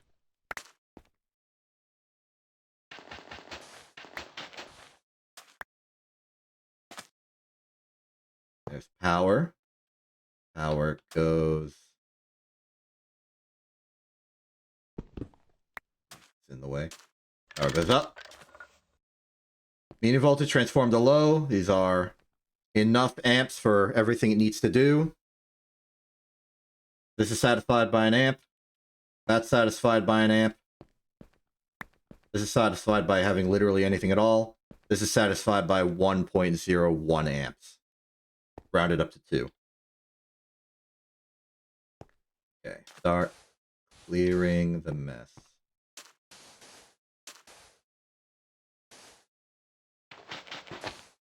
It's just pipes now. And finally, there.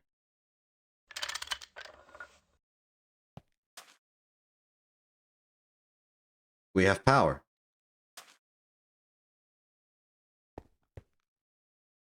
Ditch the sand, fill in the floor.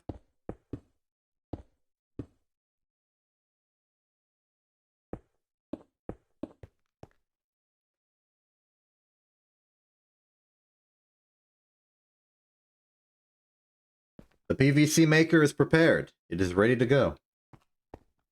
Now we just need to supply it some ethylene. And also have a tank ready for its holding.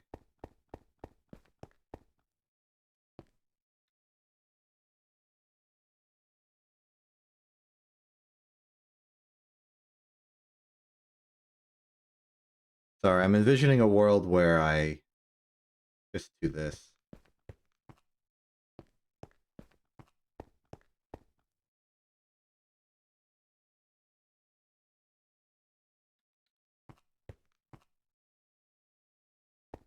Also, this won't get us the advancement technically because we're going to go straight to PVC. Hopefully the devs understand.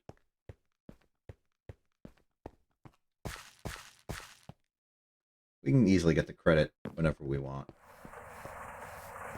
For now, based on the pure notion that I don't care,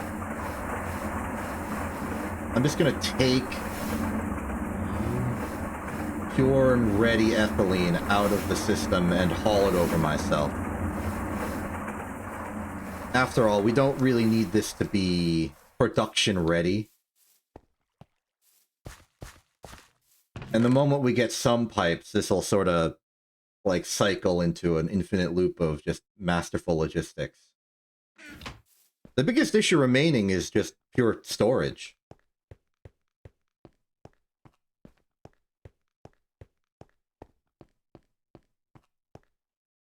Oh, I forgot to pump back the spare hydrogen. Let's see, well, here's the hydrogen line. I can just sort of leach.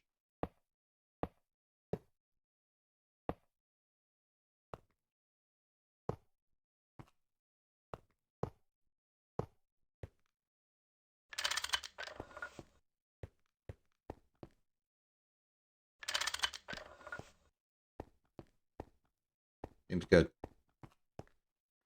Okay. This is PVC construction test in 3, 2, 1, go.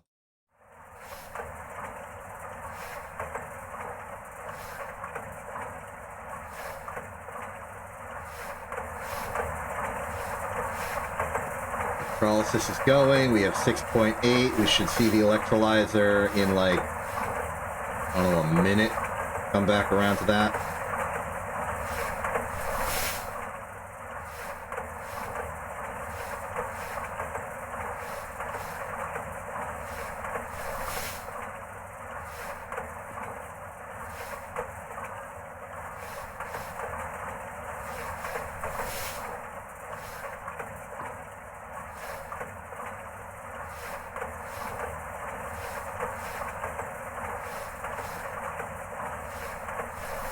Adding more self to the system just to ensure it can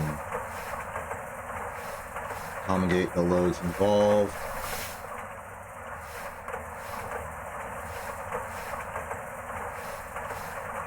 Is there like a bulk option for this? This is going to be our bottleneck.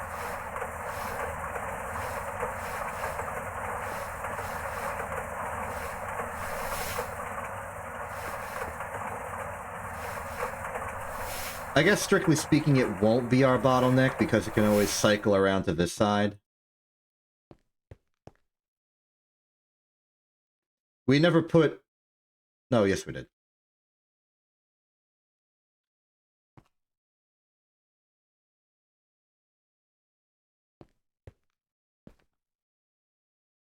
I want to see this accumulate, so perform maximum anti-slosh. We got one cycle, and it will keep going.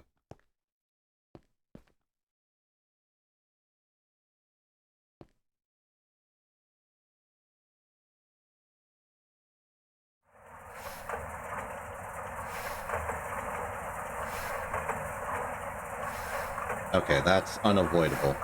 This is a bottleneck on this side. The electrolysis is also a bottleneck in its own right.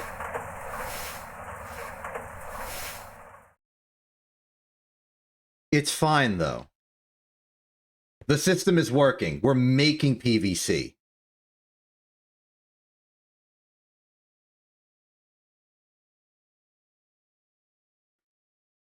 Now, I don't know what we would do with PVC. Actually, yes, I know exactly what we would do with PVC. We can use PVC to make thin PVC foil, and we can use that to make better capacitors. SMD capacitors, even, I think. We also will use it to make a bunch of pipes and have it be our #1 choice for item logistics.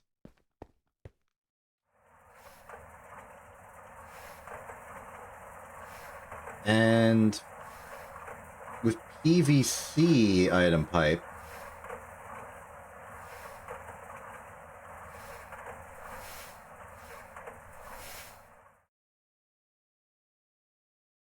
interesting, it doesn't like come in tiny form. Probably for balance reasons. 4 stacks per second. That is way more than we could possibly need. Right now. Considering it was 1 stack per 8 seconds back in the tin era. This represents a multiplication by, I don't know, 24? 32. It's a lot. More importantly, we can make... Oh, hold on.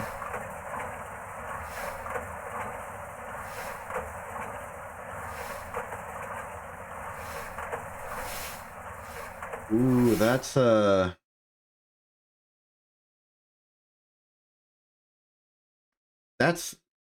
weird.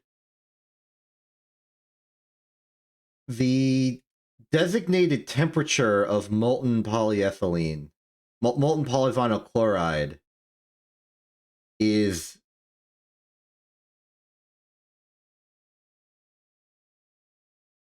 0. Which is weird. I don't think it's normal that PVC is at 0 Kelvin.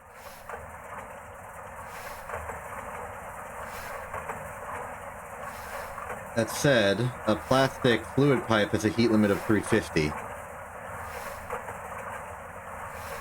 I'm gonna check, like, the Greg Tech wiki on PVC.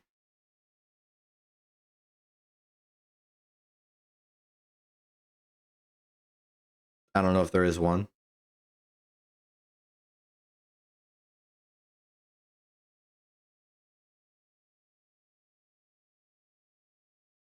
Okay, here's what I'm gonna do. I'm gonna look up a YouTube video of someone else who got PVC at some point in history, and I'm gonna check what their temperature for it is.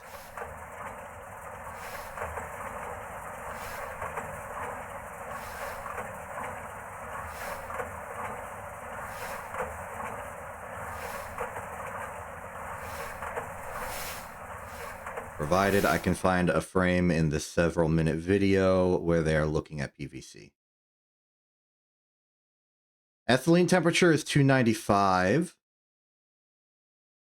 So this is probably the vinyl chloride step.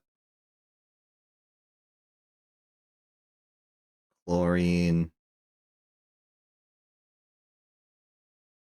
I'm close. Wait.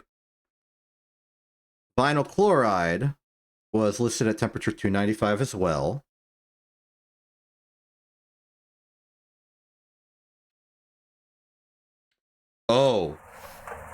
Oh, we are getting away with possibly a crime. Molten PVC temperature is 1000 Kelvin. And I'm putting it in a plastic pipe rated for not that. 350. Would bronze even be enough to...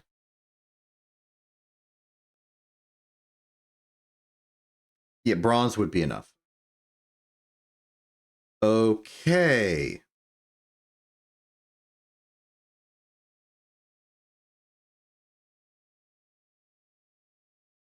What does this mean for us? It means we're cheating, possibly. Oh no, what's this going to mean for molten polyethylene?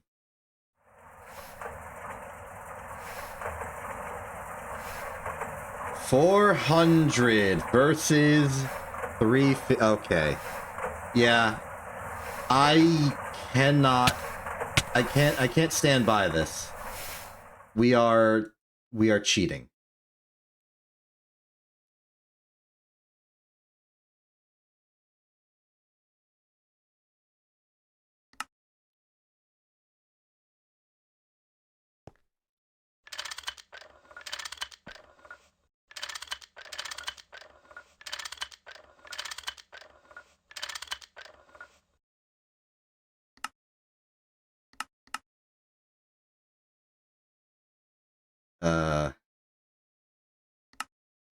No. Okay, we are cheating. We need to uncheat. Tragically.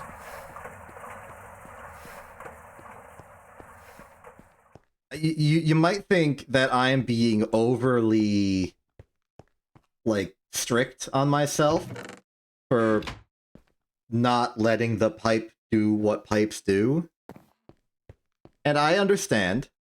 Under all things being equal, I would totally take advantage of the fact that we apparently have found a 0 temperature physical matter.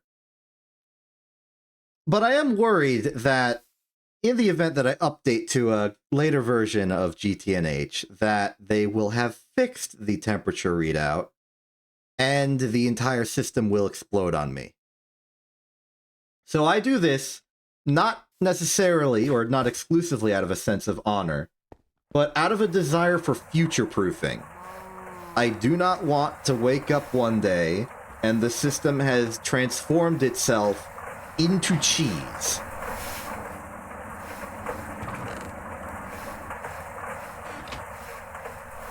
So we're going with bronze pipe. We are also going to have to be very careful.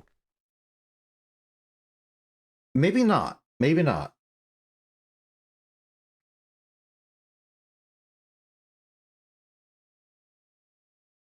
Ethylene is fine. Vinyl chloride is fine. They can go through the pipes, no problem. The issue is polyethylene and PVC. But those are both pretty close to being end product.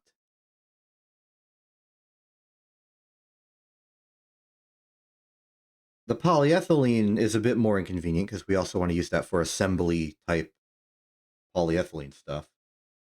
It's basically a glue. But for the...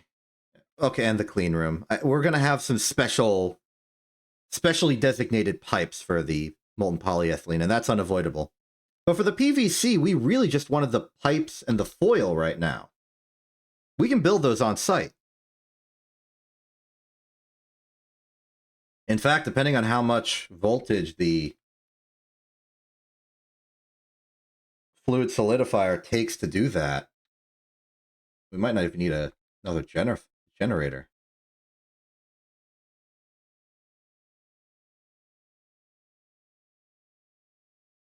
Okay, so it depends on the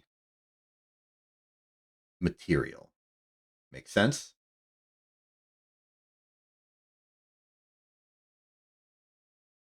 For the standard case of item pipe, it is 24. That is within budget. We could put it on the 2 amp line, same with the electrolyzer. What about the foil?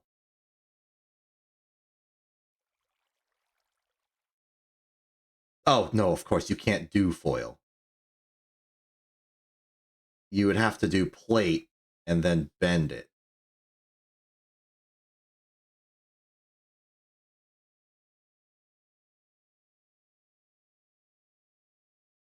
Eight.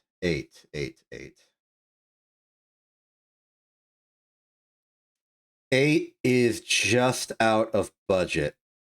We're currently on 90 maximum with... Okay, we're technically on. Yeah, 8 is out of budget. We are going to need another generator.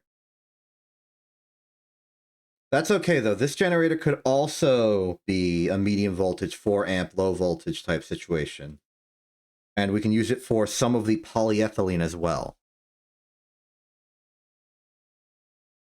Naturally, I would expect that we're making the PVC pipes and the polyethylene pipes in the same location. One-stop shop for all of your pipe needs. The foil is also more incidental.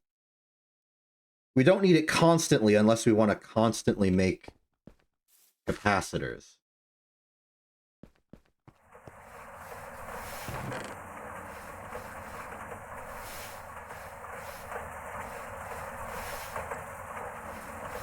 Until then.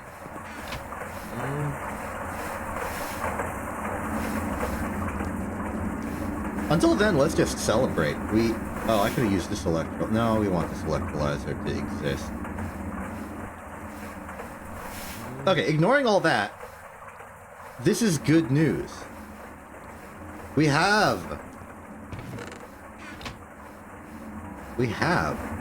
possess. We contain.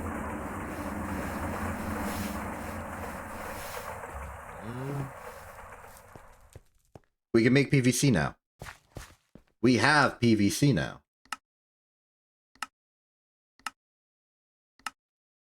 As for getting the quest achievement, we need 6 cells of vinyl chloride. There are 8 cells in the system, and the backlog is at the PVC construction. We should just be able to pick them up.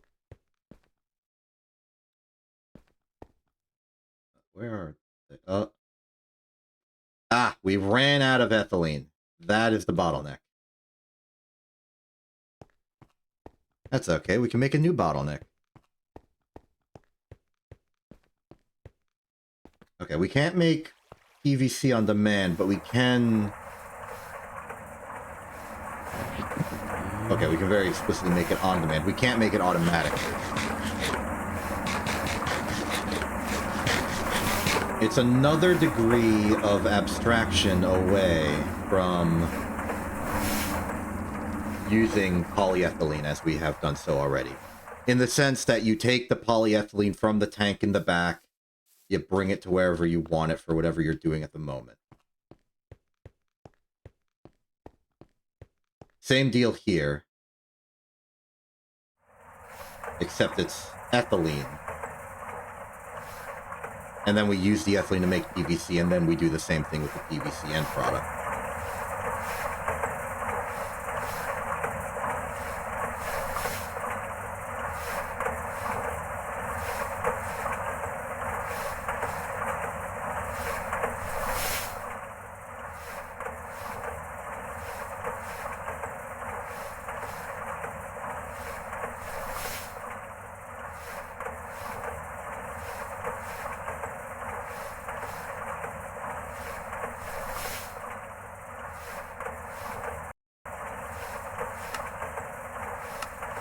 Six and then 61. I think I'll hold off on that one. We'll just take the credit for the vinyl chloride for now. There we go.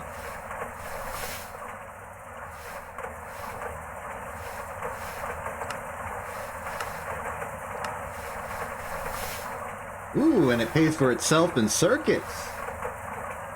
Use that, make another generator, power production continues along. Then this is just more cells, more loot. Then PVC sheets. PVC sheets make SMD, make foils. Plastic circuit.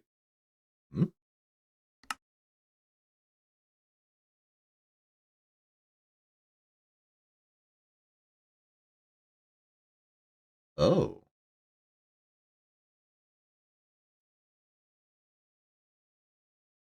It's not a grand difference, but saves us on copper foil. Technically doubles the speed of production. That's good.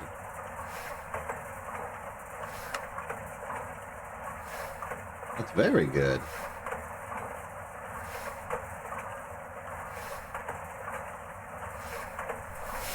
I approve. I snooze.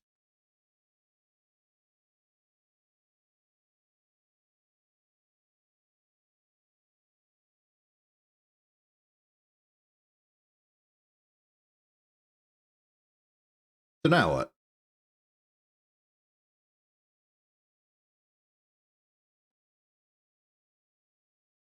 We need to be careful, because whatever we do now will technically disrupt our system. First off, I can get rid of some of our testing tube.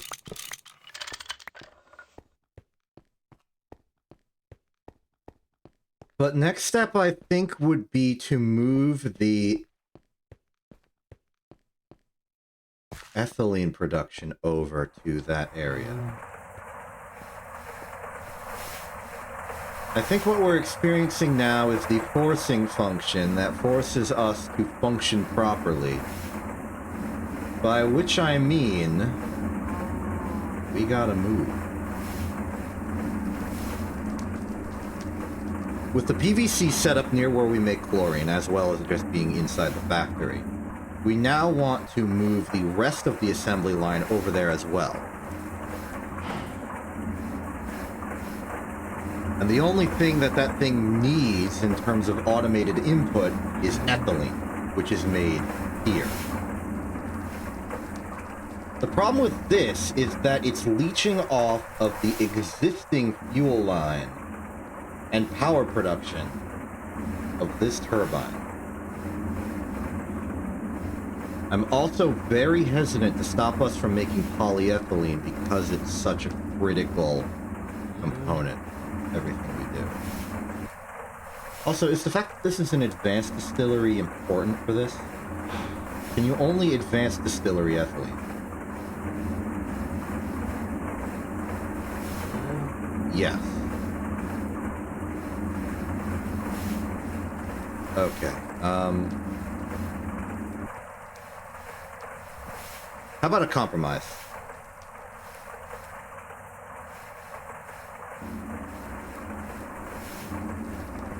We don't need to move the ethylene production over immediately. We also don't need to put it on a separate line. This works. And we can simply say this distillation tower outputs ethylene instead of wood gas. Now, the ultimate be-all end-all of this would be to get another distillation tower and distill wood gas into carbon dioxide, which we probably don't care about, the ethylene we want, free methane, carbon monoxide, which we also probably don't care about, and, you know, some trace hydrogen. Really? We could make the world's second shortest distillation tower just to do this. Here's a question. Is that enough methane to power the process? Let's do the math. And we have the numbers right here. So this is easy math. I got math from last time? Yes, I do. Let's do the math. So, this, I mean, we don't need to do this, but I want to do this. I think it'd be fun. Alright. This distillation tower would output, if we made it sufficiently tall for methane, a whopping total of 130 liters of methane. That's 130 methane. Let's just say CH4 because that's the elemental thing. Methane is used as a fuel. 1,000 methane gives us CH4 gives us 104,000 EU.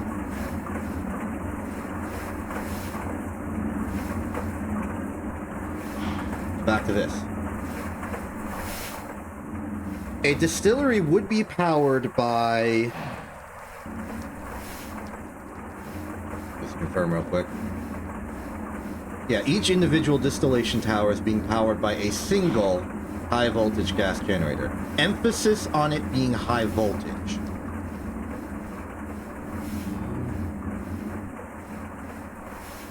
Though, strictly speaking, we could get away with 2 medium voltage ones. Well, let me check that.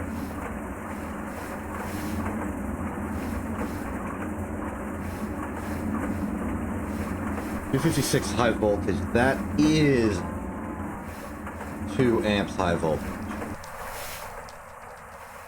But maybe that's because it's wood gas. What about wood tar? 256, that is 2 amps. That would imply that the high voltage... I could have done it with 2.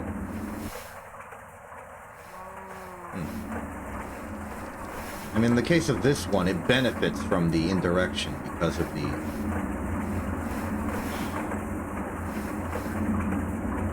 extra energy going to the ethylene production.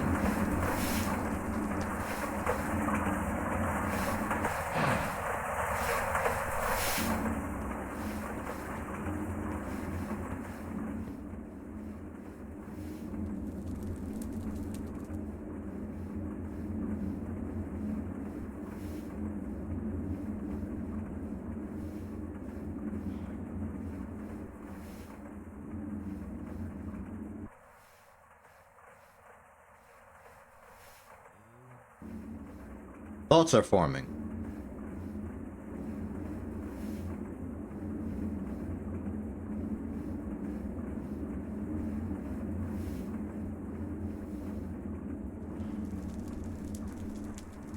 If you can imagine the music from, like, the monolith in 2001: A Space Odyssey for me, that would be really convenient for the effectiveness of this moment.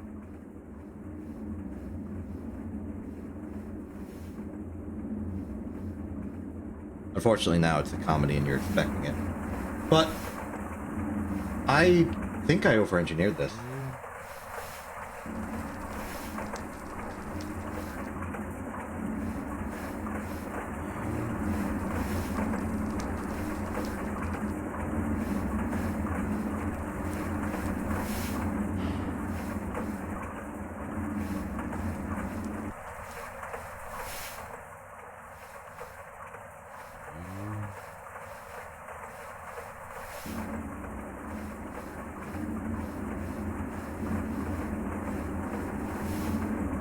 Yeah, I could just make this a line of 4 MVs. I could take those 4, put them here, line in the fuel directly, and then have 2 high-voltage generators spare to do whatever I want with.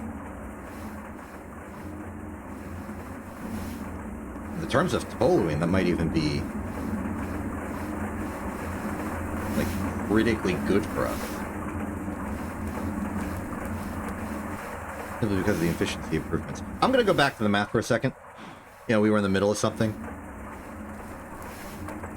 So we know that that takes 104 KEU, and we know that the distillation of wood tar takes 10,000. Particularly 10,240. Which makes sense. 1024 EU. So the question is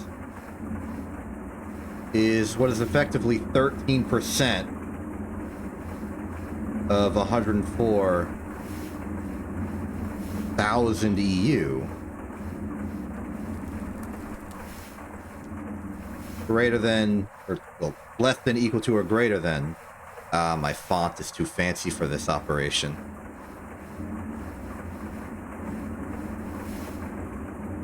Questionably equals. There we go.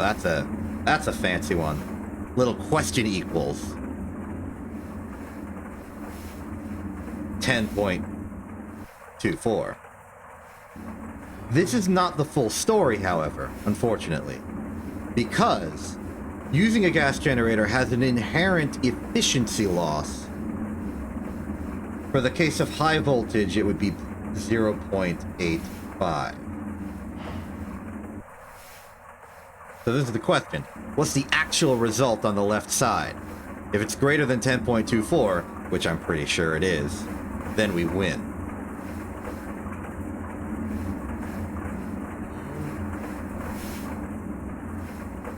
Now I can make an attempt at actually running the numbers myself, but I don't think it matters in this case.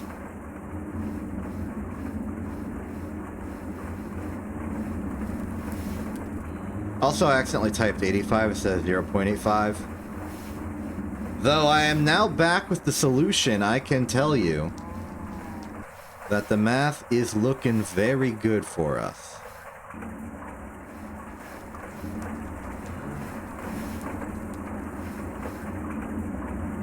First off,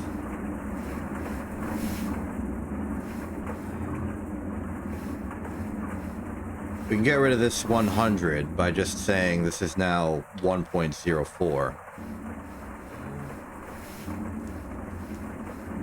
So 13 times 1.04 times 0.85. This would be 13 times 13.52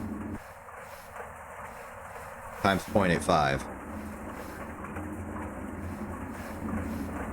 And, you know, ignoring all the decimals involved, this seems like a pretty easy thing to calculate. And it is. And the answer is 11.492. And, in case you were wondering, 11.492 is greater than 10.24. Which means that the distillation tower could be powered exclusively using the fuel of its own distillation. With an extra 2 amps out the side... Okay, well, technically not. If we start fueling other things with this, then there's the threat that we will cut too far into our reserves.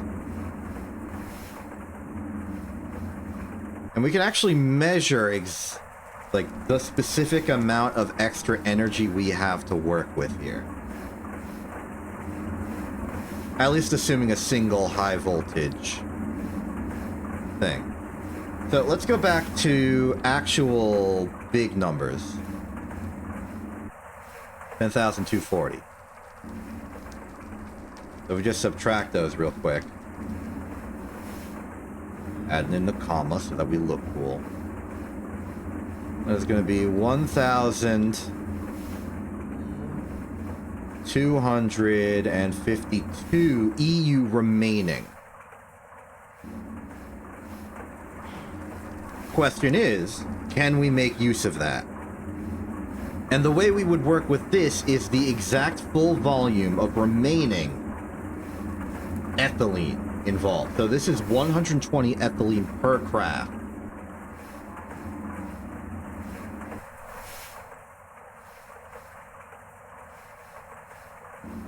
What would we do with it? Probably chemical reactor, turn it into polyethylene. We could turn it into acetic acid. Might have a use. Styrene, isoprene, hydrogen. Yeah, styrene more. Vinyl chloride directly. No, thank you. We'll go to... Wait, we already have ethylene. So molten polyethylene. We get... I've already forgotten. 120 ethylene. So basically one craft.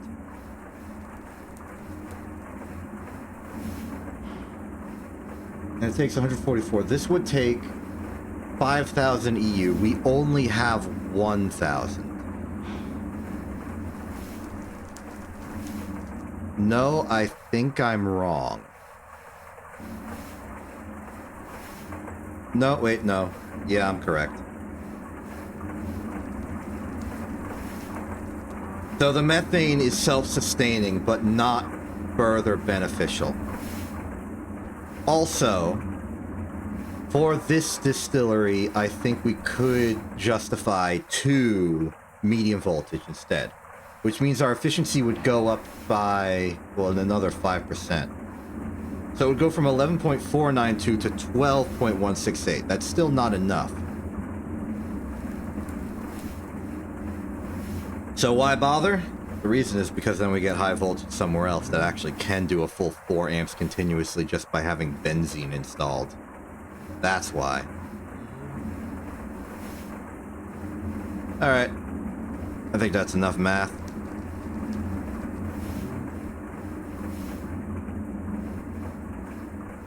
What this tells us is that we may want a 3rd distillation tower powered and doing the wood gas instead of this little thing right here.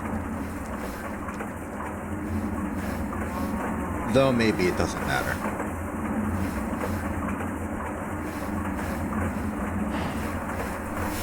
Maybe.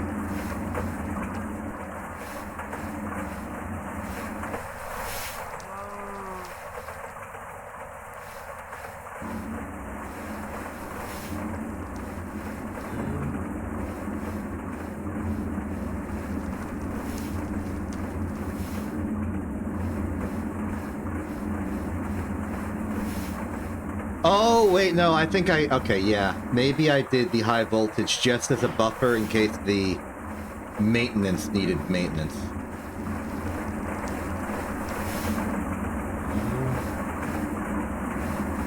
That would make sense. Okay, so there's justifications for my previous actions. Good to know.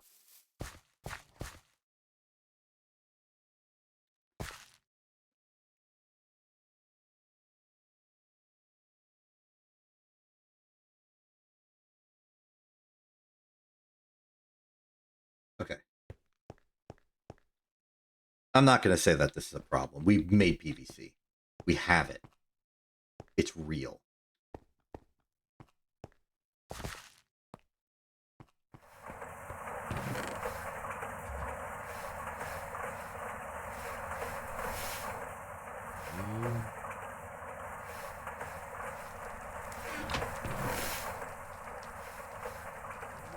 I'm going to pick up the PVC.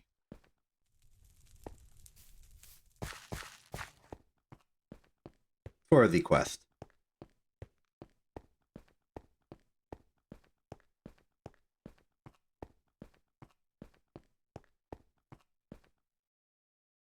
Not enough.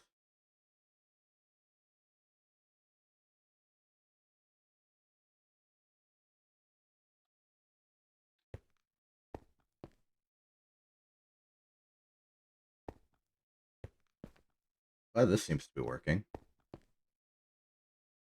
I'm not going to do it. We don't even have enough PVC for the quest.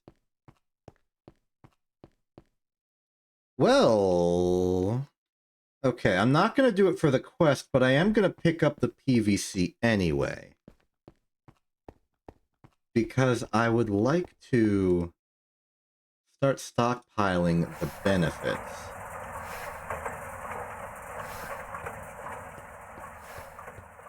Benefits. Next important thing to do, I think, would be, at least in this world, better liquid storage. More tanks. Like long-form storage, bulk storage. I had 4 super tanks, I'm using 3 of them, and I'm saving the last one for maybe nitrogen.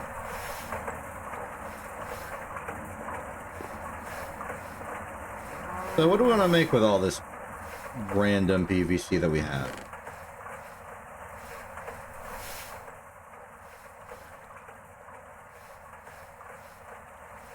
I think I want to make some pipes.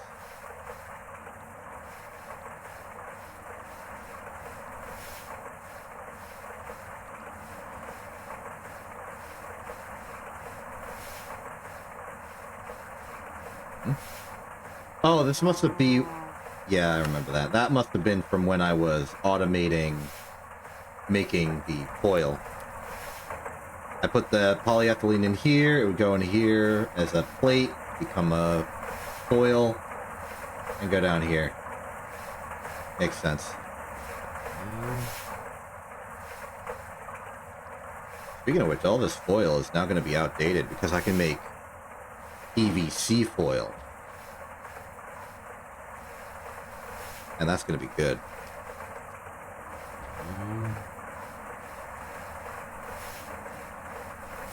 So I'll make 1 large steel fluid cell worth of PVC, just to have. Just as a brand new logistics option. And then the rest I'll turn into plate. Some for the circuit board production. Most for... well, some for foils as well. Okay, that's full mold. Put in that. Pick out the pipe. Under here, swap that out for the plate. Put in the plate. Do item... no, do not item auto output. I could item auto output.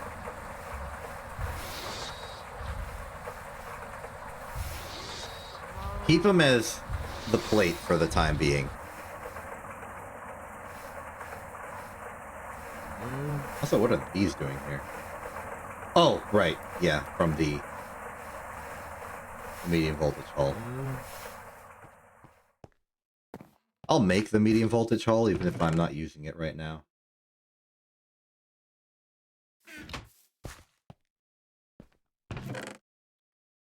Plenty of medium voltage motors.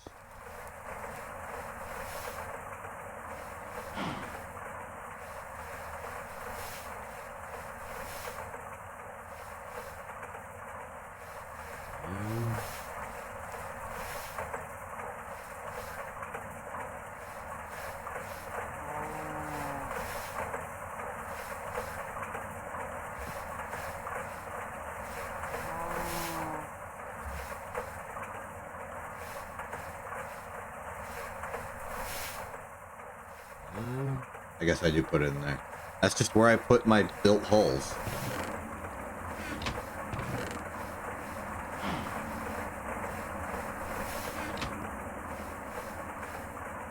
Wait a minute. Oh yeah, we have all the pipe sizes. Forgot.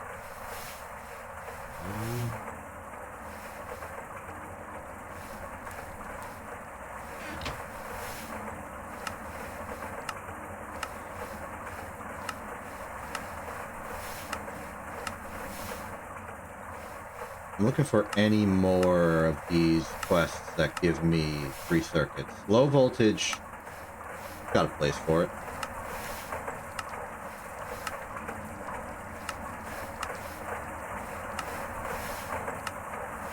There's one. And then this one's two. I don't need the cable. Electronic circuits would be good, especially if I intend to make more generators. I'll do it. Put the coins away.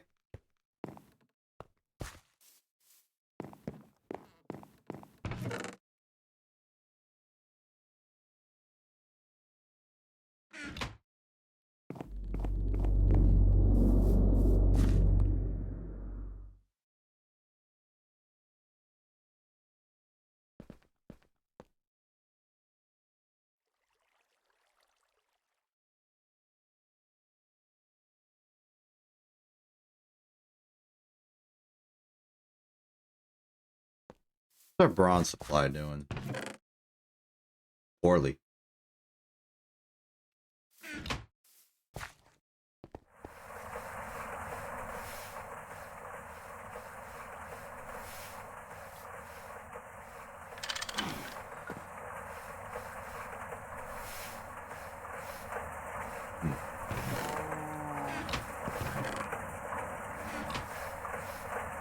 Well, I've backed myself into a little bit of a corner here.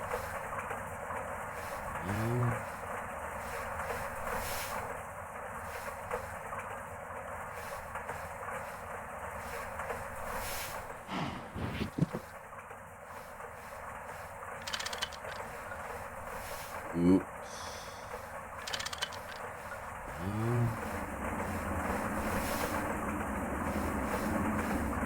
I need to check that the cable hasn't snapped because of that. It does not look like the cable has snapped as a result of that. Good.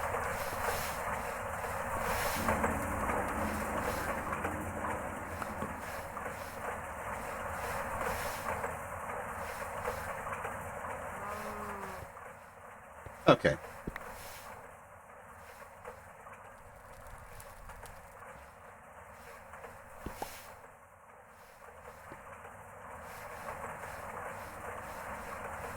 I would like to purchase some bronze.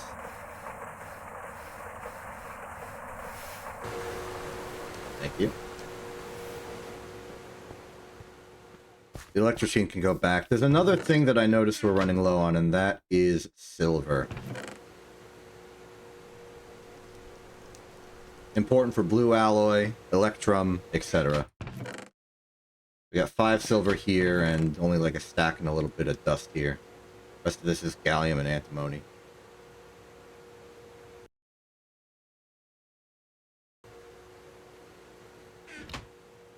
There's problems.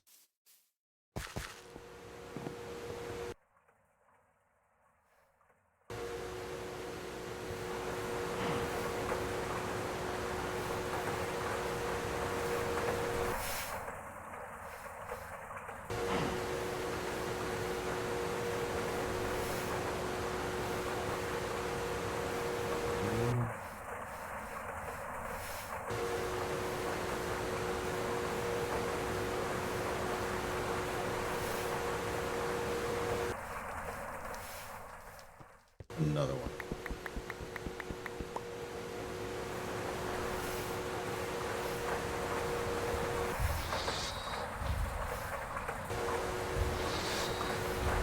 I'm afraid I'm going to have to resign one of my large canisters to holding PVC for the time being. Until I get some dedicated infrastructure for it.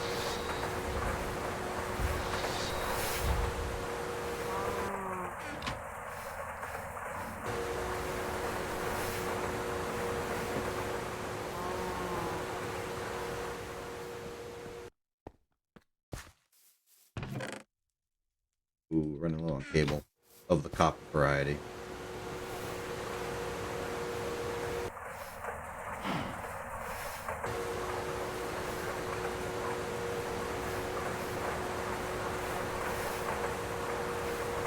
And I do need some for that.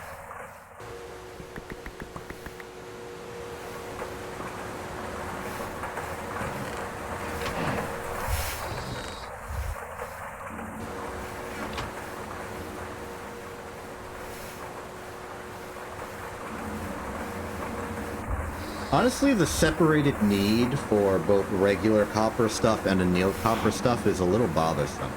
At least right now. For things that use annealed is a way of making it more efficiently, but there are things that need copper unannealed only. And that's where some of the issues lie.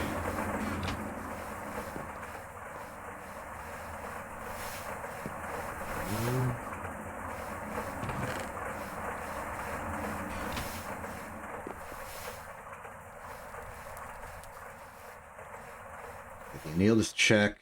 Let's just put the hulls in place then. 2 hull. 2 circuit. It is... That's the wrong machine. I don't think I knew how to select specific recipe for that back then. Oh, the circuits go on top, the motors go on bottom. Yes. Yes. No, these are high voltage. I've been bamboozled. Well, guess we gotta make 4 of those.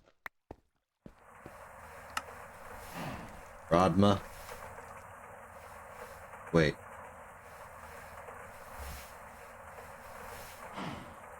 I remembered in time.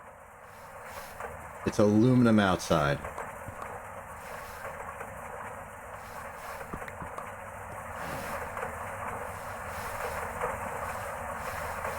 Steel will be polarized. Cooper nickel, we should have some reserve of cooper nickel. I remember making some. Oh, they're not in wire form, but there should be a few ingots lying around. Yep, here they are. 1, 2, 3, 4. Put these on 2X.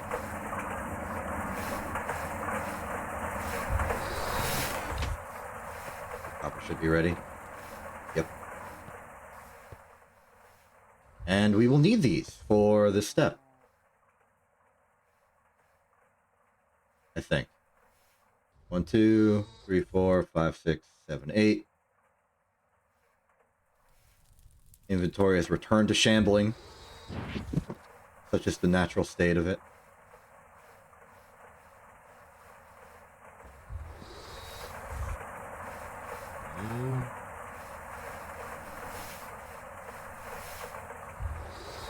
One thing at a time.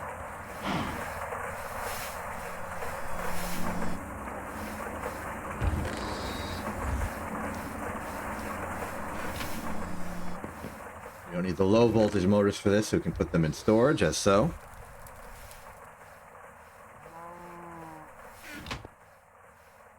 Nothing in here that I particularly want. Free aluminum, though.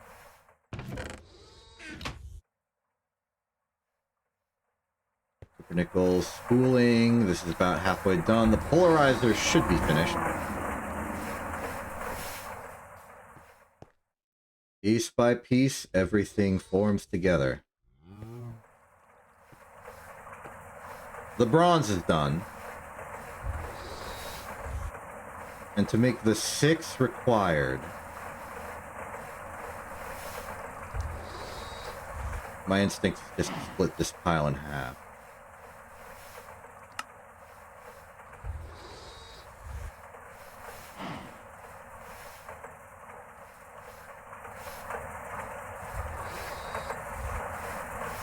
Anything excess I make, I can remelt or hold in reserve. Not where they go. Pumpernickel should be finishing right about now. I know I just heard the wire mill go, but that is the last. And it was. All this together means that the motors are complete. Those go here. Circuits go here. Hull goes here. Cabling goes here. And now we simply need those rotors. There they are. And as suspected, we made some extra. No real problem.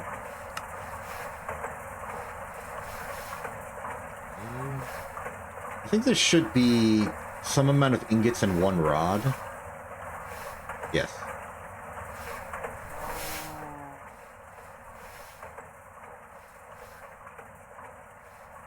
Nice fluid management skills.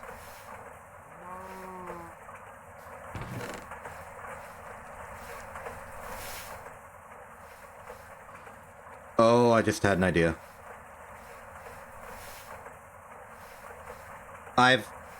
Okay. A solution to the molten PVC problem. Just to confirm. Oh, yeah. Oh, yeah. Oh, that's an idea.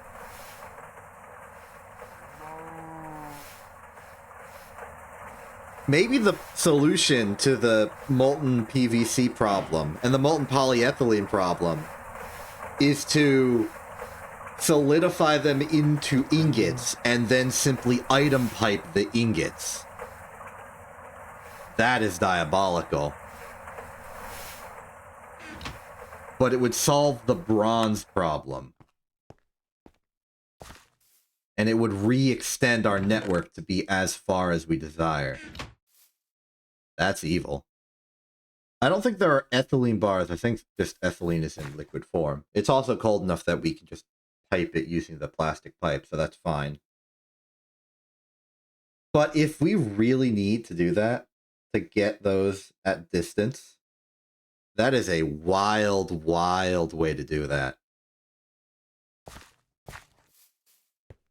Kind of reminds me of Factorio when I played it without belts, chests, or pipes, and I had to transport all of my liquids using barrels. It's kind of a similar thing. I'm converting it into a solid object to move like an item because it's unhandleable as a liquid.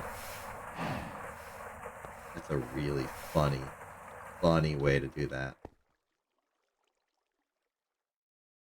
It's also the kind of thing I think I am expressly suited to... Why did I do that? I was going for the bed, that's what I was doing. Like, I'm the kind of person well-suited to think of that idea because of that Factorio series. Genius. Okay, we got 2 advanced gas turbines. We can theoretically relocate the polyethylene setup now. Might need another transformer, but... Actually, there's a transformer as part of that thing. It'll be fine. So, I'm just gonna mark this location with these.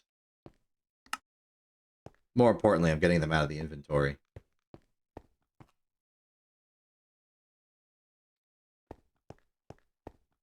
Dare I void all the polyethylene? It's in one of the Greg tanks, so it shouldn't void.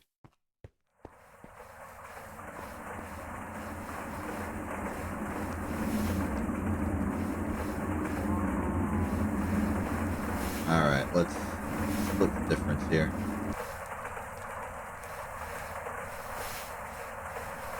Compressor? That...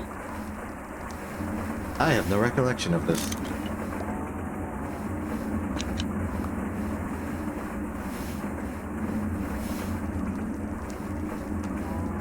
I'm gonna void this, and, Oh, right, the compressors for the compressed air. Sorry, I'm so used to the PVC using raw oxygen now that I forgot that this was a thing I ever had to do. Even though it was like the preferred method in the day.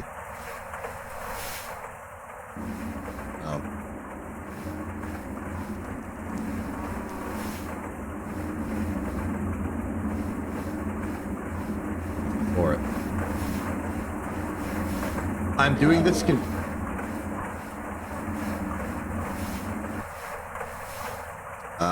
pardon me a second. I need to reattach this system.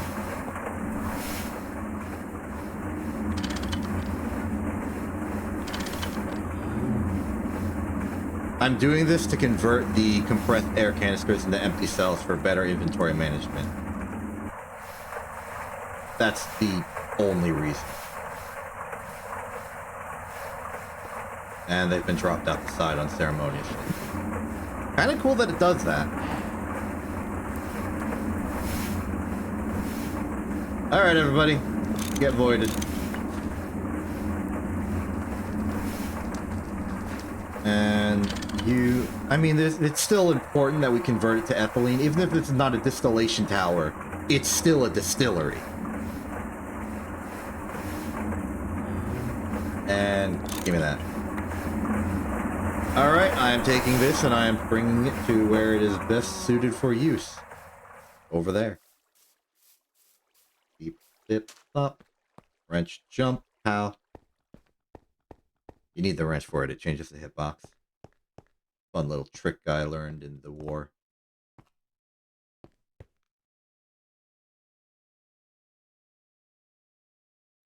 Okay. So, what did I win?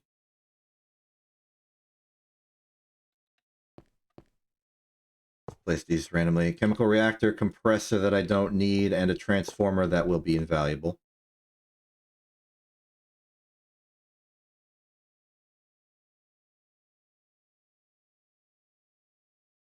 So it was the chemical reactor combined with the oxygen input that was making the polyethylene. It was effectively being a repeat of this thing right here. Ooh, this means we're going to need another canner, doesn't it? Yeah. Yeah, it does. This time the canner will be for emptying the polyethylene cells, but... Oh, wait, the problem... No. The distillery was in fluid form. And the polyethylene output was in fluid form. Is there a recipe version of making polyethylene that takes in fluid ethylene and outputs?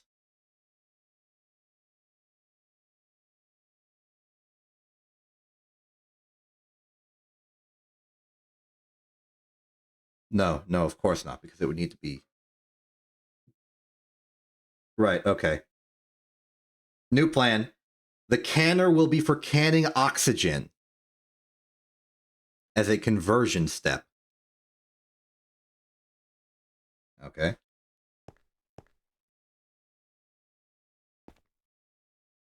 So, third fluid canner it is. Maybe at this point I say forget it and just take the fluid canner as part of the lab mall. Just be like, hey, you're not making any coolant right now. Come with me.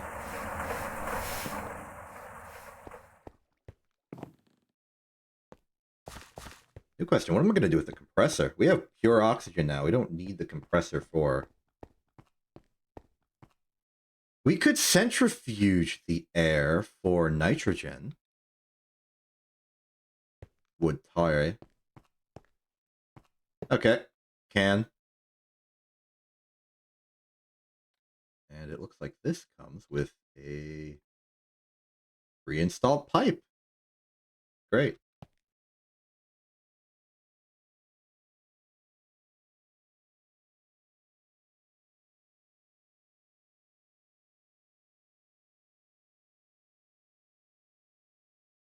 So there's some hypothetical source of there is some hypothetical source of ethylene. It comes in, fuels this and this. This turning it into polyethylene, that turning it into PVC.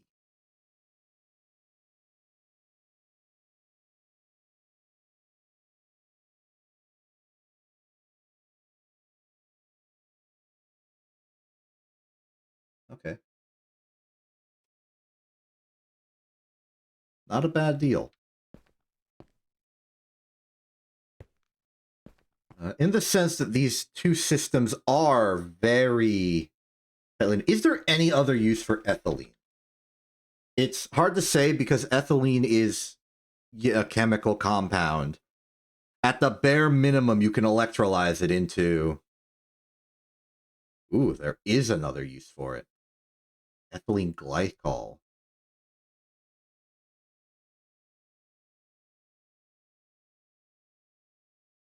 Ethylene oxide. Okay, so ethylene combined with a lot of random junk can be turned into ethylene oxide. Ethylene oxide can then be further processed into either ethylene glycol or silicon oil.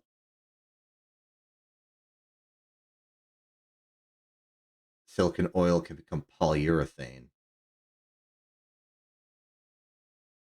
Ethylene glycol, however, is used to make...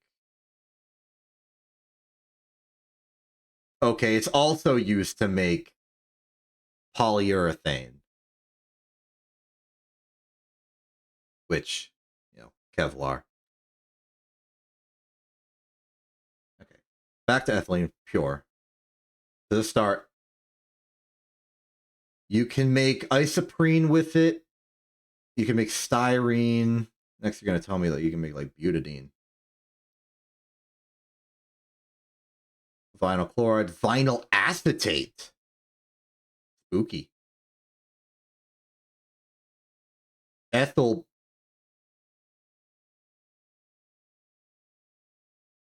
Excuse me.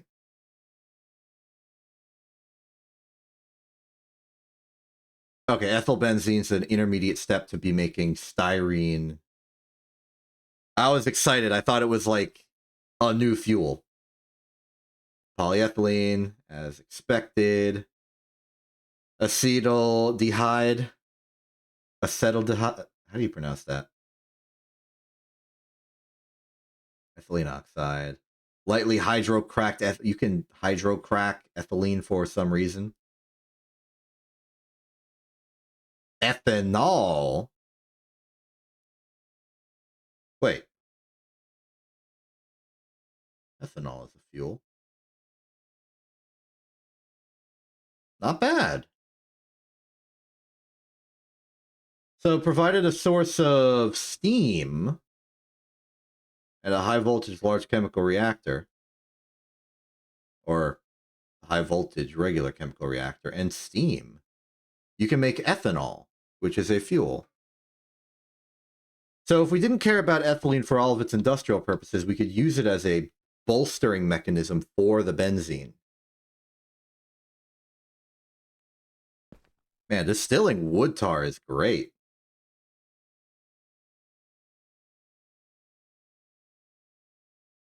Or maybe, I suppose, charcoal byproduct. I forget exactly in the process where the ethylene comes from. It's the first distillery, so probably the charcoal byproduct. Still, really happy with those distillation towers. And there's still room for more.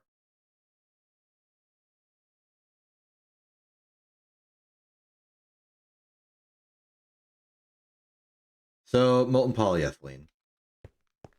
It doesn't matter. If the ethylene pipe network, if we just, like, saturate with ethylene,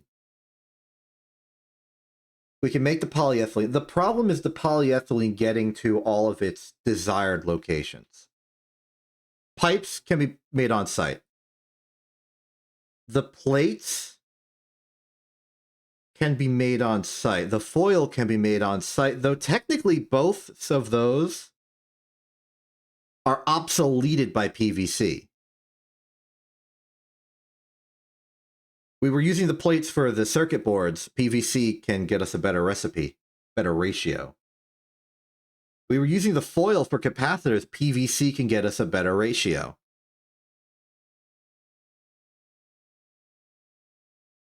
Yeah. Maybe it's just pipes and glue. Can we use... No, we can't use poly. Can we? No, it's used to make artificial leather out of woven cotton. It is used to make pipe. It's used for this. It is not an adhesive for industrial machines like molten polyethylene is. Okay. I'm okay with putting the whole ethylene production processing system here.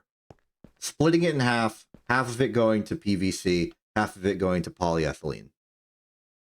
And just letting it do that. The polyethylene distribution problem is our own problem. We don't need to, like, be so scared of it that we do nothing. So let's rebuild our PVC production. Ooh, I'm going to have a hard time visually distinguishing the PVC pipes from the regular plastic pipes, huh? They're very similar color. It's like a slight shade of blue alluded to between them that makes the difference, but you can't really tell that difference at a glance. Okay. Hypothetically, we get ethylene coming in here and out this way. Wrong direction. Correct direction. So you can imagine ethylene comes in from here, splits out that way, splits out that way. Immediately, chemical reactor.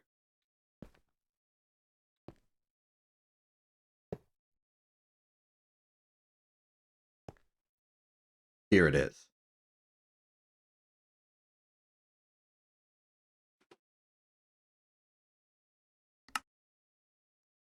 From here, we need a new canning solution, and the canning solution is this. Canning solution can go here. This will be taking in oxygen. Here's the oxygen line. We can just extend it.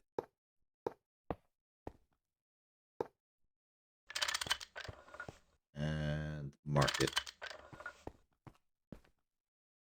That's not even for anti-slosh measures. That's just to denote, hey, this is an input. Be inputted. Okay. So the oxygen goes in here. It's canned into canned oxygen. It then goes here. Prep the screwdriver. Input from output side allowed. Exactly as desired. You will also need that. Now you have it. It's back in here. This should output polyethylene. I do not have the brass pipe to actually do that. If I try to use plastic, it will explode. It will not explode. It will more likely catch on fire.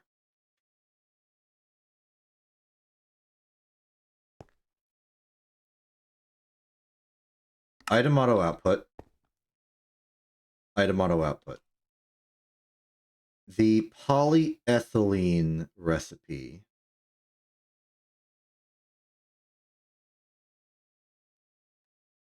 taking in solid oxygen is circuit setting 1.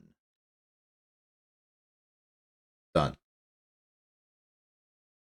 So that means that, well, really, this is all that is. It really is a little bit of overkill, huh?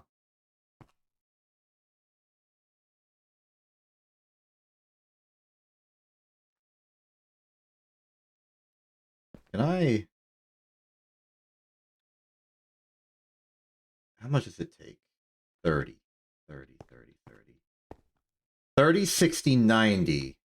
92, 94...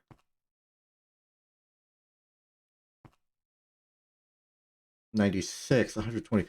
It's barely able to run all of this. The voltage losses are severe, but it can run all of this.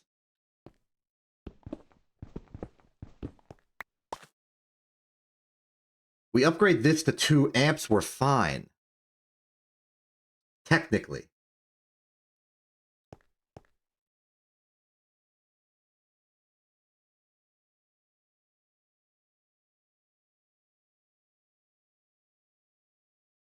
Yeah, I'm making the call. Get me... How many do I need for this? 4. That's a little bothersome. Okay, 4 ingots worth of red alloy 2X cable.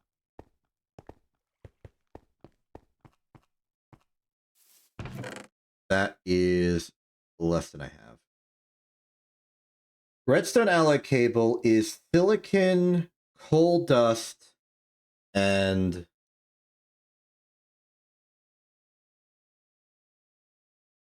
I'm just going to look. Redstone. Funnily enough, the hardest part of that is the coal.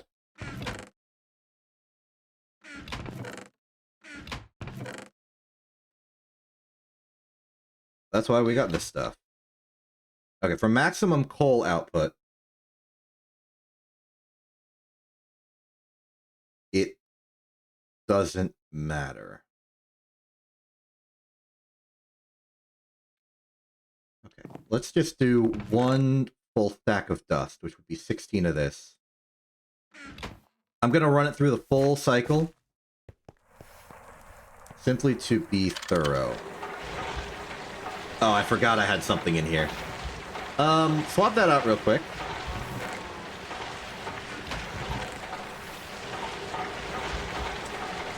This will back up for the future. We don't need the coal now.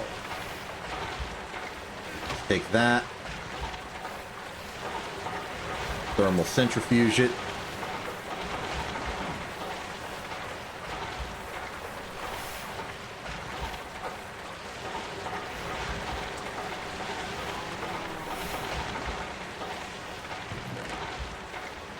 Cool. And then make another substitution.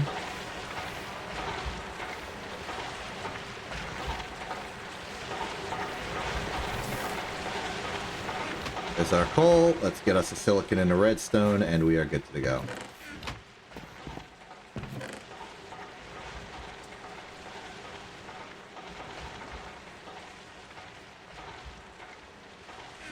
Had the redstone already.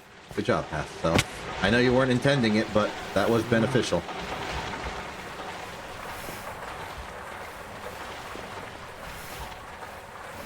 No reason to disrupt society on this one. Yep. And then I suspect I need an EBF for this. Yep. Prefers oxygen. Target setting 11. I can abide, it doesn't matter. Even without the oxygen, this thing will go obscenely fast. Logically, what's the situation here? I think it should be multiplied by 8 and then multiplied by another 2. Okay, so 40 seconds versus 5. An exact multiplication by 8 in terms of speed.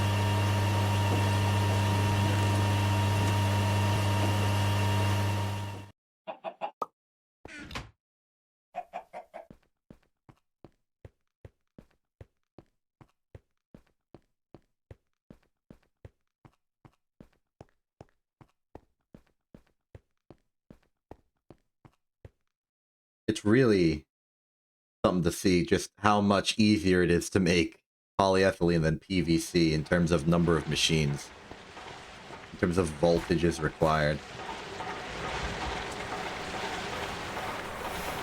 Wait, didn't I say I needed 4? I did. I wasn't even break even.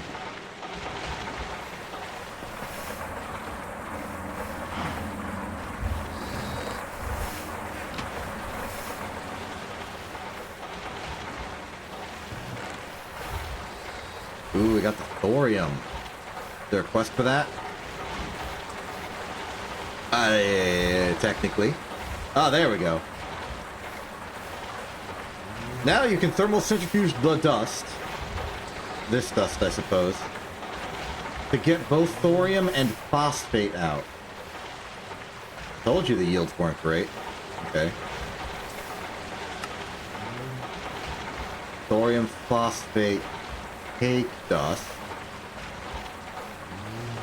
which is acidic monazite powder dust. Okay, the function of thorium is for things.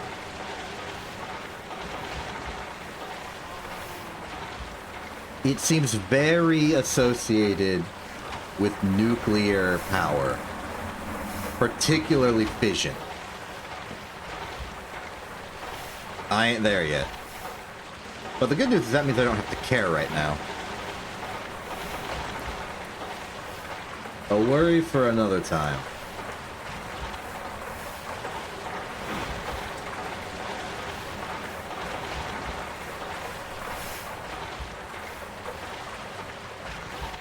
I'm a little worried about this, that the voltage loss on the transformer itself is what's going to sink this.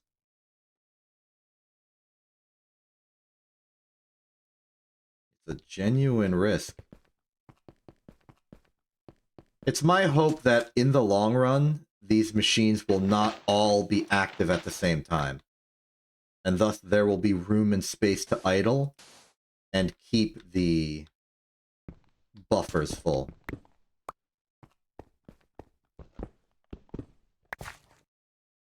Let's begin.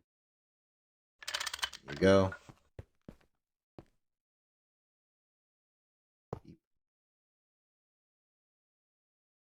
Connection secure. Break that one. At least the cable, I'm confident, is rated for this level of work.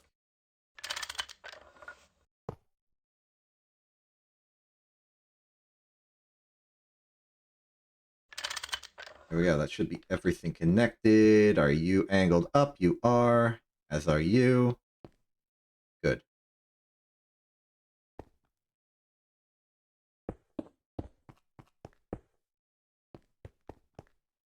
Okay, so, barring input of ethylene, we make molten polyethylene, we make PVC. We do not have good storage for it. I have a spare HV fluid tank of molten polyethylene right over here.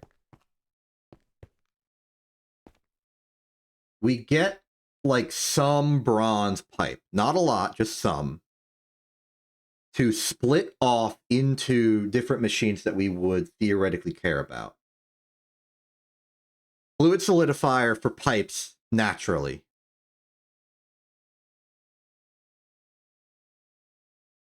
Same for PVC. We want one for that as well.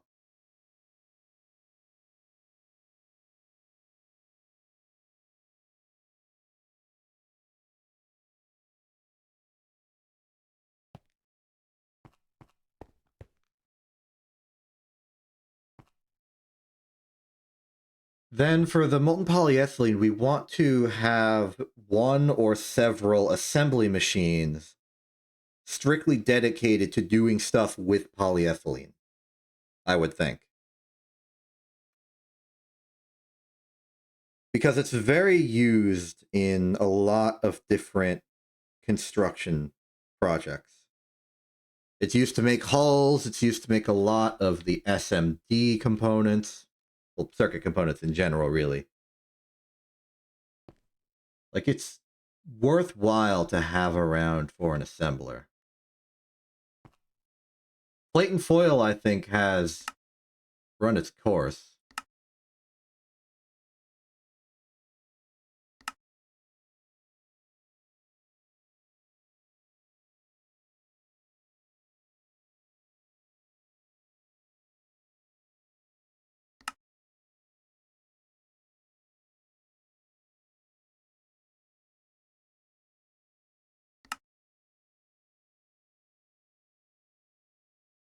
And then we can make like a barrel of pipes for each and have infinity pipe.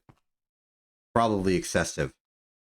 If I could limit the amount, I could probably make it more convenient. But yeah, in the extreme case, fluid solidifier for pipe, fluid solidifier for plate, split that stream into plates and foils. Plates will go to the circuit constructor, well, the circuit board constructor. Foils can just be stockpiled for capacitor use. Let me check all the SMD recipes. Oh, let's just check the PVC foil recipes. Sorry. Polyvinyl chloride. It is ethyl cyanoacrylate. And that is made to make a book. A lot of book, actually. Glue and paper can be made book. Okay. Polyethylene, polyvinyl, aluminum equals SMD capacitors. Exactly what I was hoping for. And sterile water plant casing. Okay. Outside of that, it seems like it's mostly used for recycling. Super glue. Okay. Other uses for PVC. As a liquid, can be used to make leather. In order to turn it into, well, actually, it seems like it's functioning immediately as leather. So with PVC and some woven cotton, which we can get, we farm it manually. We can make leather. That's very good. I'm trying to sort of sort out all of the industries we're making here out of the poly situation. The basic ones is obviously pipes. There's leather for PVC. There's the plate and board connection. There it is. You make gears? Is that used for anything? No. What about small gears? No. Yeah. Item pipe. Item pipe is used in constructing other things, but we don't have to worry about that. As far as we care, item pipe is an end product. Elite chemical reactor. Exciting.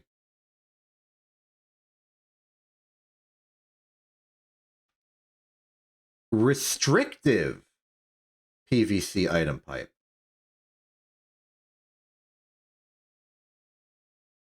What does that mean?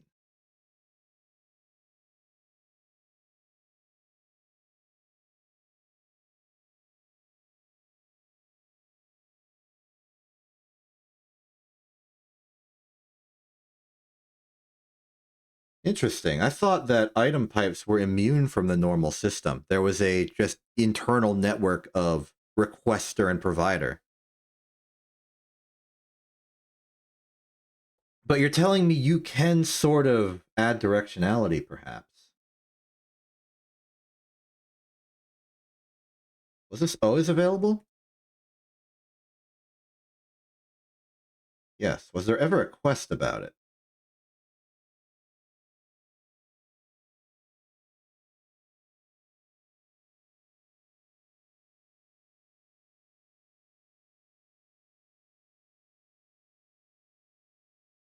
No.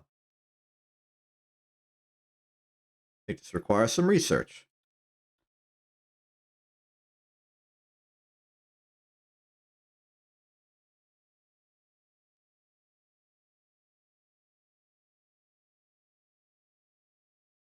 Restrictive item pipes function like normal item pipes, but the nearest inventory calculation treats them as being significantly longer than normal pipes.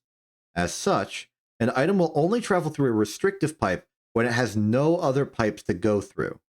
The priority of items being inserted goes from largest to smallest, meaning the largest restrictive item pipe will receive items first. Okay, so it's a way to prioritize directions by arbitrarily making it seem like it's further away. I guess that's the priority system for item pipes then. It's based on distance, which makes sense given my circumstances with the coke ovens. Interesting. Irrelevant to what we're doing now, and it seems like we've gotten to basically the end of what we care about with PVC for the moment. It's going to be pipes. It's going to be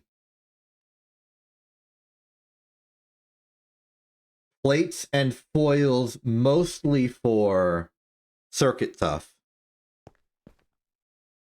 And then we got polyethylene for more pipe and assembler adhesive. Cool. In principle, that would be sort of a layer above all this. We could sort of converge this way. Have a fluid solidifier for pipes for that, fluid solidifier for pipes for that. Then second fluid solidifier for the plates to be converted to foils as needed. Could also just immediately funnel it into the board maker if we move the board maker over here. But if it's an item form, we can go the distance anyway. Then we move our general purpose polyethylene assembler type assembler over here. Possibly even the one in the clean room. I don't think we need the... Actually, we might.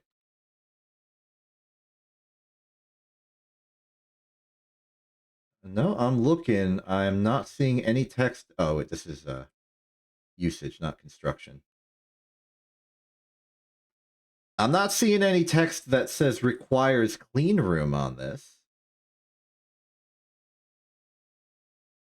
So we can make the components outside.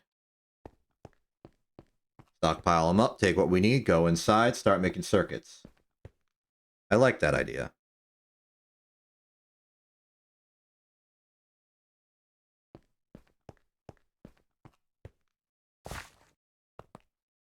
You. Okay, where does the overclocking stop? Or start?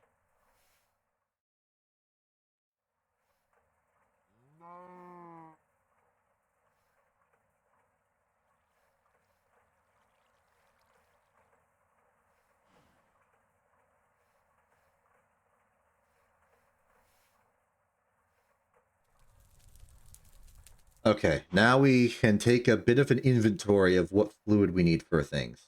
Molten polyethylene. This needs oxygen. Ender goo. Molten tantalum carbide for lava filter.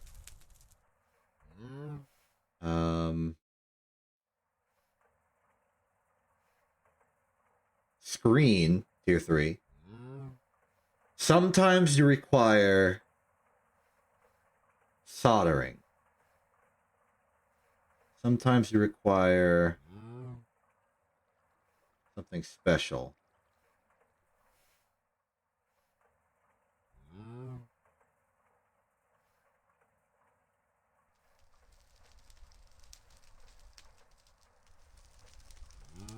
But when it's not polyethylene, it's almost exclusively lead.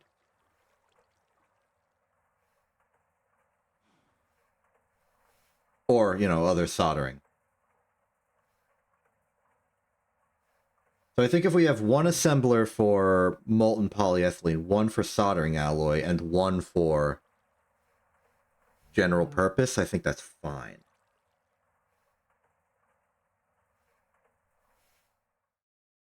And then we can use the general purpose assembly machine whenever we need something.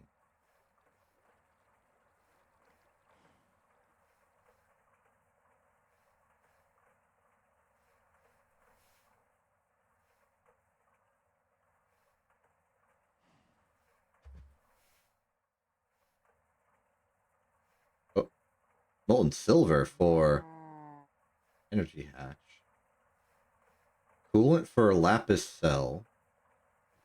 Reinforced steam turbine casing.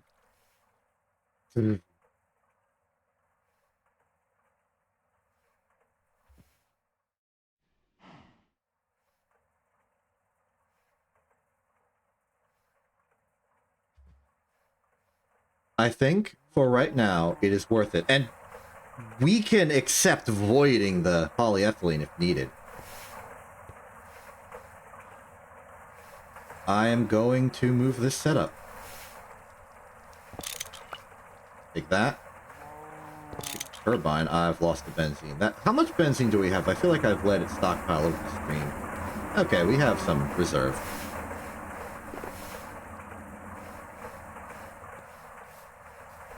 Oh, you're about to void as heck. Alright. You finish up your work. I got other things to move.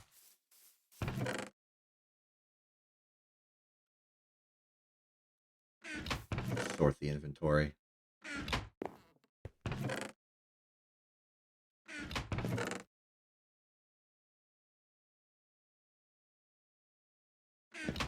I think this is ultimately turning into a major win for our factory. Every amount that we can move on site, every bit more power, every bit more machining is good for us. I think on the broader strategic level, it's going to become a mess. Like, as much as we're trying to coordinate things being close to other things that need it, such as here, it's going to fall apart real fast. Looking forward to it. Looking forward to fun, new, exciting problems.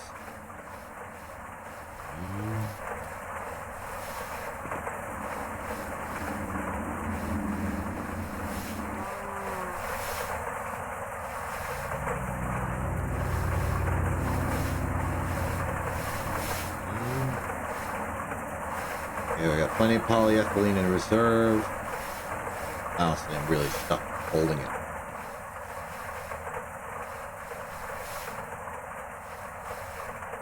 I think this should finish the stack. Once this is done constructing, it'll be empty. We can move it over. We can move over the macerator immediately.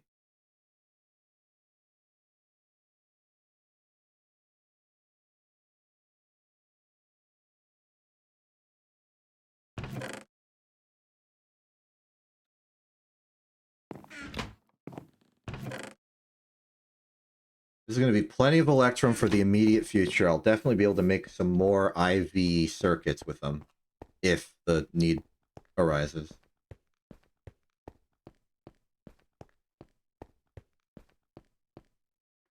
I am happy with this, like, valve technology we've invented.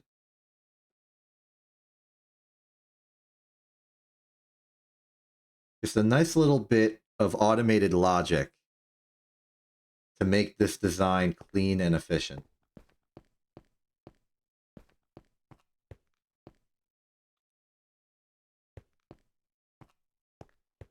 I'm going to check our inventory of stuff over here. This is backed up because we are full on chlorine, which makes sense.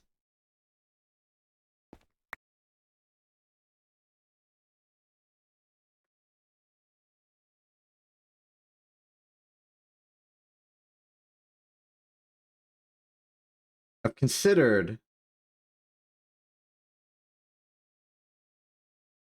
I know we're taking the salt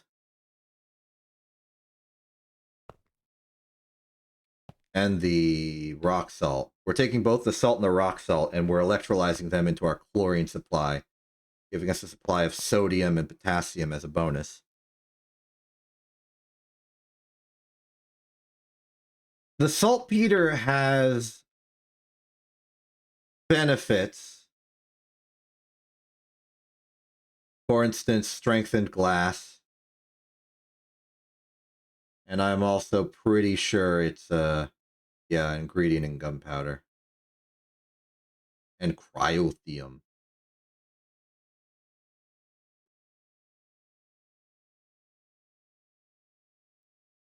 But I'm interested in its possibility to...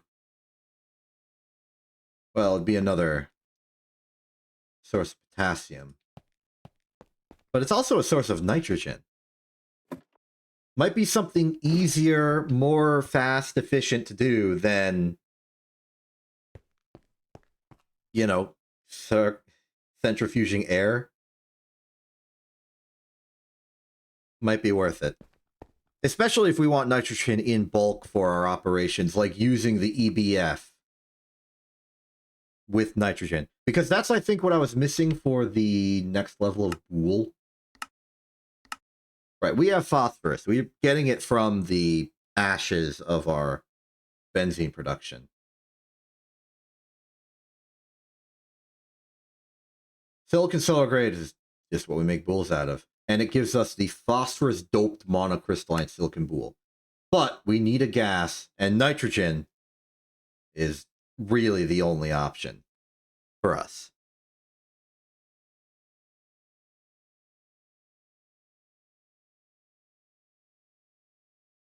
Counter argument, we don't need a lot. We don't need to make Booles too often. So one could argue we should be doing it more than we are right now. This is not a high volume factory. It's an artisanal work.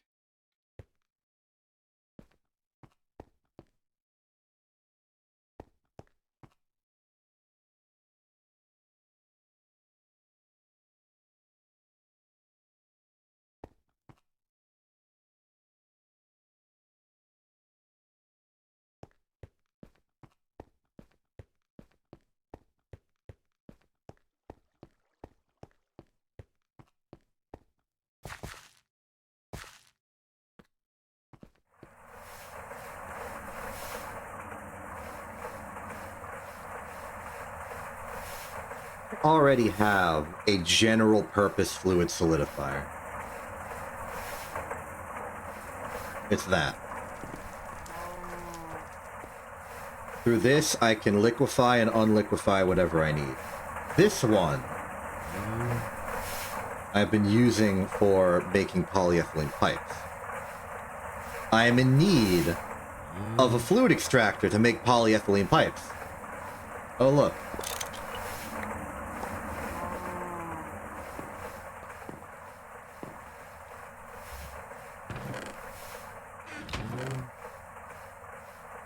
I need more molds. Another normal pipe mold.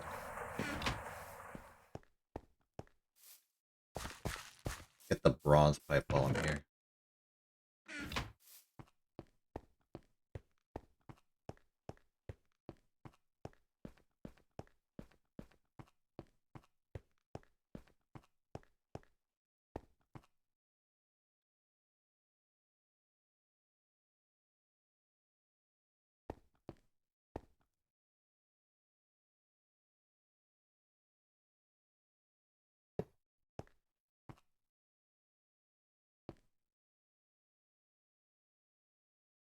Other one can go there. More importantly,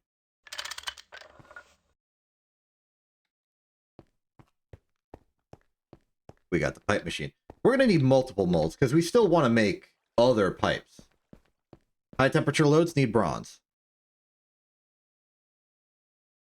Or maybe even stainless steel.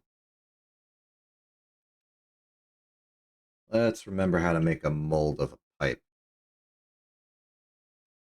Fluid solidifier on a casting form would destroy. A forming press would allow us to duplicate empty shapes. We have a forming press. Not a high voltage one, though. Never mind. And that's just blank cast, which is fluid solidifier of molten aluminum brass. Circuit setting 1. Any spare aluminum brass? Yes. I'll only take 2. I won't be greedy. No greed.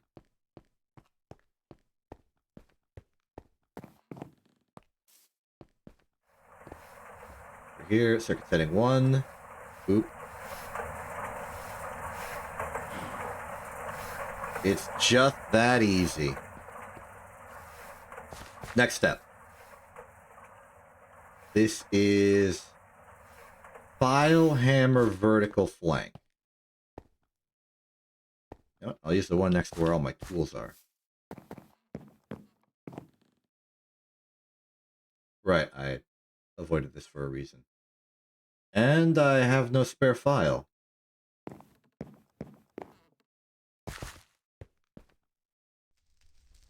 Put that there. Toolbox. File, hammer.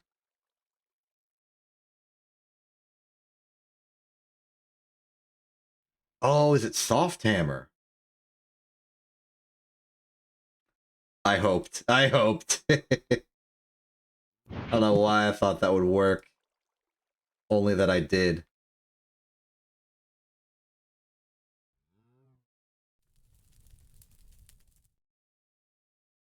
Oh, that's my screwdriver. That's the reason. There we go. Okay, I'm back in.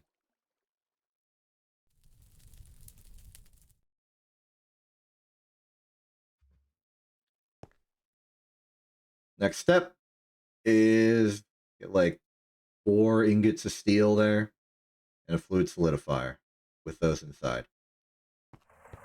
Okay. 8 steel, please. Thanks.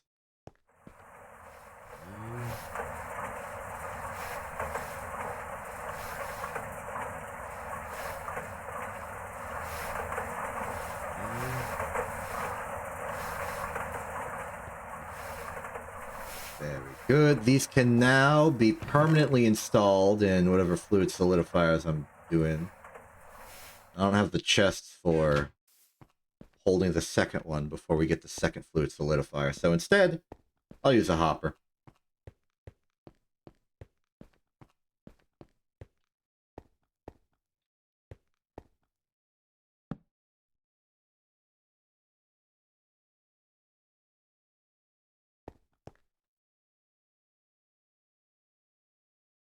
Now we provide molten polyethylene, which is to say we provide ethylene and let it convert. Or we can use some of our stockpile here.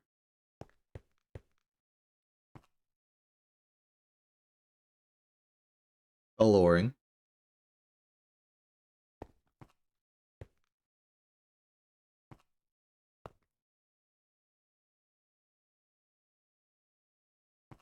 And I got a large cell.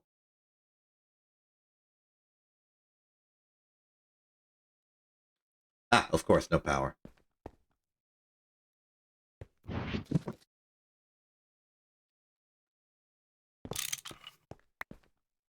And I've somehow done too responsible a thing and put away all my tin cable. I am not using... Well, for one, I don't need it. This is a 4-1 situation.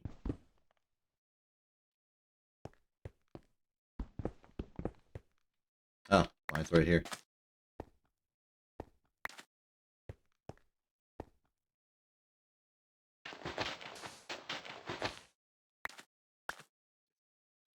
Place it. Wrench. This is overkill, but it won't be overkill forever.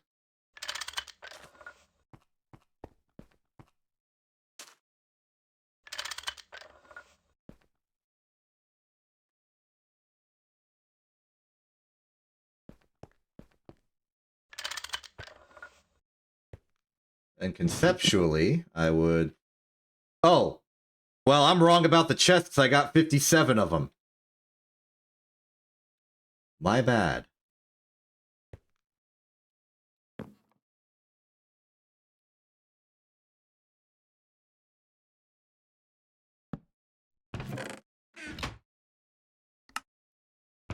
Cool.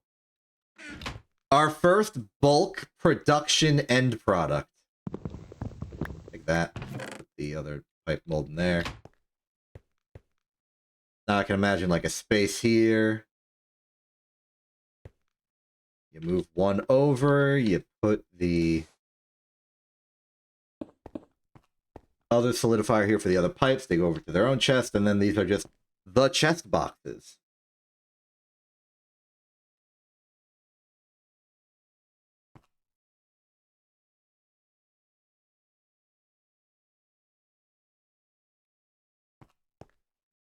For doing general factory stuff, I'm gonna keep this tank around. It's gonna be a while until we can re-automate the system. I think it'd be best if we simply hold on to our polyethylene supply. Because we can.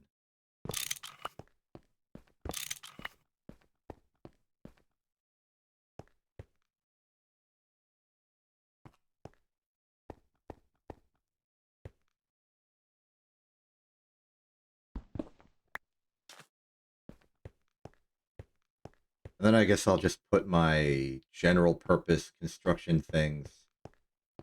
Can't put it too far away because I'm out of brass pipe, but it's like physically here-ish for this. PVC will go in, everything will be fine.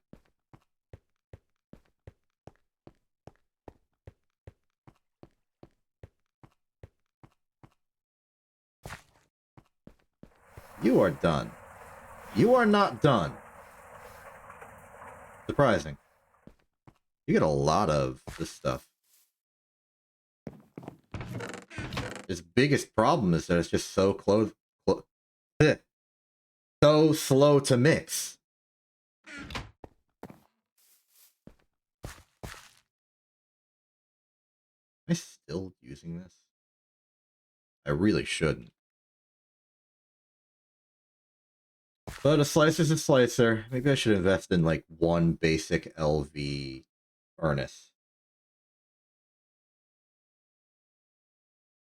I'll have a kitchen. I'll have a kitchen. I'll have a kitchen.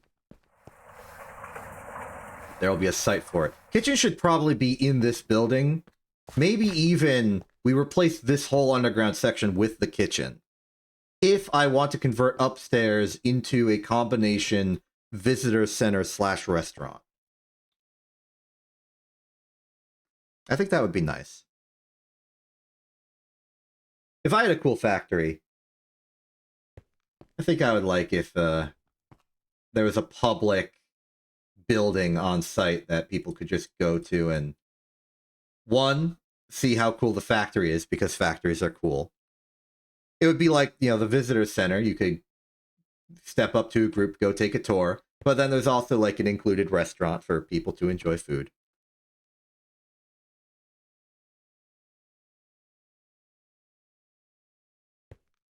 That might be like, with real world factors, a health risk. If it's like an industrial factory that has like pollutant waste byproducts and stuff. So I guess it depends what kind of factory it is.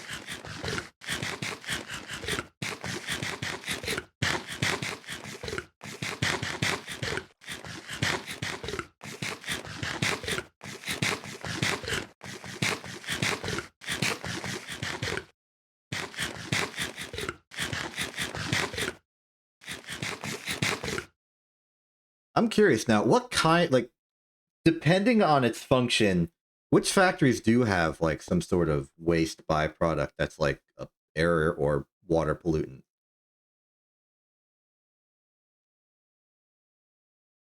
I can imagine in the past, for heavy industrial purposes, you would basically need to put like a coal generator on site.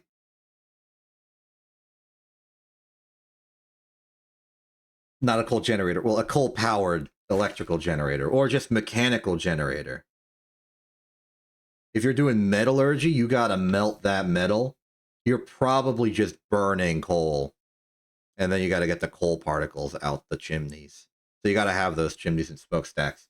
For a chemical plant, I can imagine there being some target chemical you're making, and just by nature of the interactions and materials you're using, one of them has to end up being an unnecessary byproduct, which you then have to get rid of. And maybe it's not even a useful byproduct, so it's literally waste. But then I imagine something like a modern contemporary car factory, and I'm thinking that thing doesn't have any like industrial or chemical process going on with it. I doubt it's even like heating the metal with like a regular oven. They probably want that like industrialized, refined to a precise degree. So they probably just have like massive ovens, like electrical ovens, maybe even induction if it's a metal. Can you imagine like induction heating metal to melt it so that you can put it in like a mold or cast or something? Do like some crazy mold injection via that. But the rest of it, I think, in my mind at least, is mostly assembly. You got a bunch of robot arms that are like carving, cutting out pieces of metal from the formed mold to make like holes for the windows or whatever. That metal can then be melted into like a puddle of metal, just a molten pile, which can then be mixed into the input molten piles from wherever you're getting your iron from, or steel, and then just sort of re-injected into whatever shape you need. Then there are like the smaller electrical components, which, I mean, there's not really any melting or injecting, it's just assembly. Some welds here, you need some soldering alloy on the line, but I don't think any of that leaves a trail of smoke or slushy water that would require like major pollution issues. I mean, sure, there's maybe like garbage, random pieces of like at a machining shop, you're gonna have like little chips of metal, spirally sort of curved stringy bits everywhere. And you gotta clean those up, but in a factory setting, you probably try and capture that, melt it, and reconnect it into the line. This is a weird question. What's the pollution status of various factories? How much pollution does the Crayola factory make? I know that one probably has tours and is safe for kids to actually go to.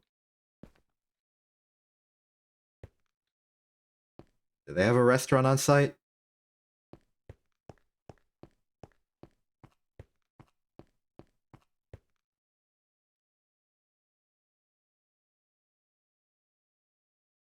I'm sure you can get like certified. You do some like proper partitioning, make sure like no food beyond this line. If there is forced to be pollution, you try and just make it as distant the other side as possible. Maybe even put in some safeguards, special barriers. And I think that if you do all that and you actually care, the FDA will approve your on-site restaurant. Actually, and again, does the FDA evaluate like environmental factors for food safety? I suppose they have to for like food processing. So I guess food end product delivery probably also cares. I guess they do rate restaurants how clean they are.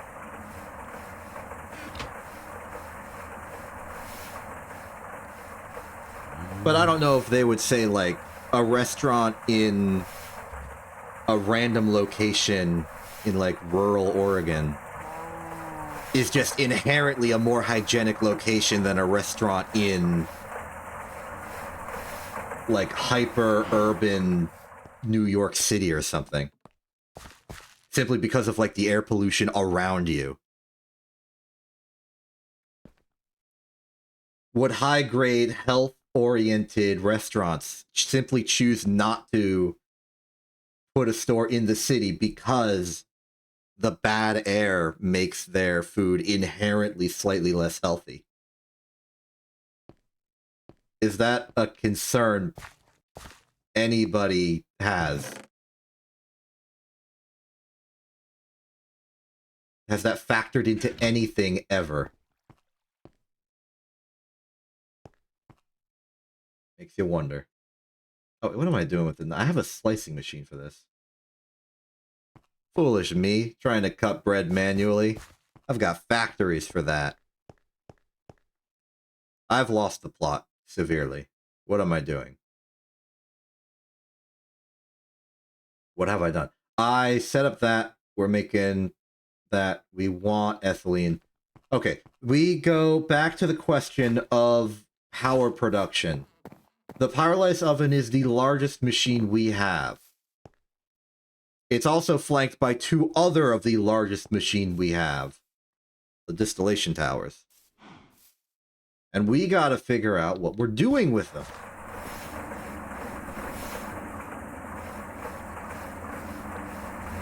Do we keep them here? It feels like we shouldn't, maybe. Do we relocate the entire tree farm? I don't know if we do that, because the entire point of moving all of our heavy equipment to that side was to avoid polluting it as much as possible.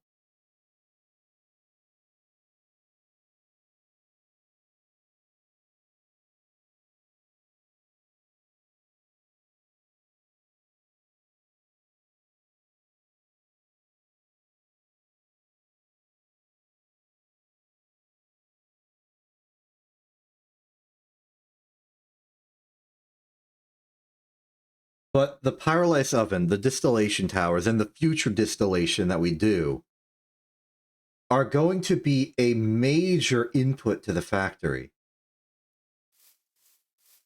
It should be on site. It really should.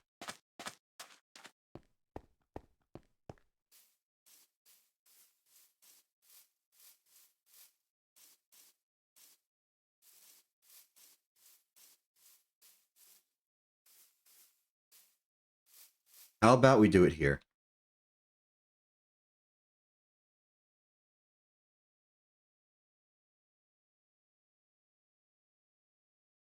And how about, okay, this is an opportunity to make slightly more, add some greebling to the factory in a weird sense. How about we make like an extra separate wing of the factory? Like we take, let's see here.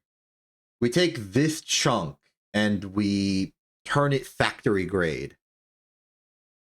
Just a little station here, specifically designed to be the pyrolysis and distillation zone for taking our logs and doing the stuff with it. So we do that. We could move... Oh, wait a minute. Okay. The vision is coming together. We do move the farm. We take our multi-layered tree setup and we move it over here into this like slightly forested area. Just like we stylistically are saying that the waters here are, you know, being intaked by the factory, by the giant steel grill pile over there, to be used for material processing inside. We are going to extract our wood, air quotes, from this lumber area. It will be inputted into the factory here, which will then make a bunch of outputs from the distillation.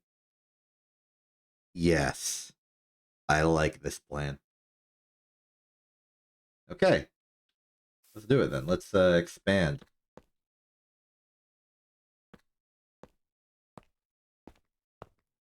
Just to confirm I'm on the border of the chunk. I am. Great. Get our excavation tools out. Okay, 15-0, go. This is a very, okay, relatively it's still pretty large, but a very specific extension. 2, 3, 4, 5, 6, 7, 8, 9, 10, 11, 12, 13, 14, 15, 16. I got torches, I got torches. Hello.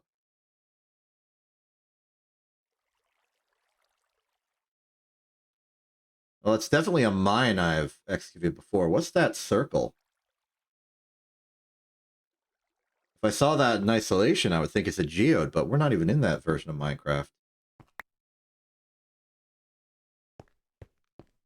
Okay, get some general safety, security. Okay. So 1, 2, 3. 4, 5, 6, 7, 8, 9, 10, 11, 12, 13, 14, 15, 16. Corroborated.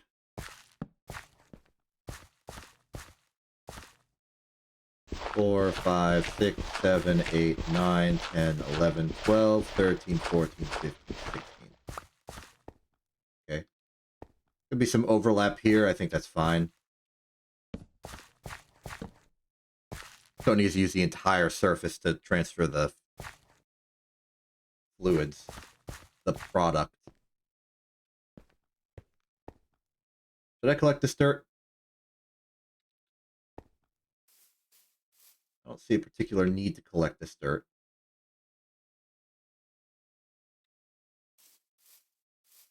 I think I'll just keep digging.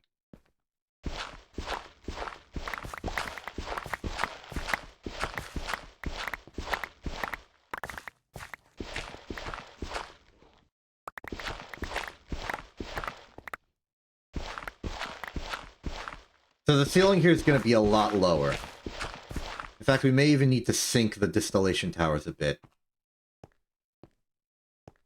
But, like, it's not going that high. Probably closer to half that height. With the intention being...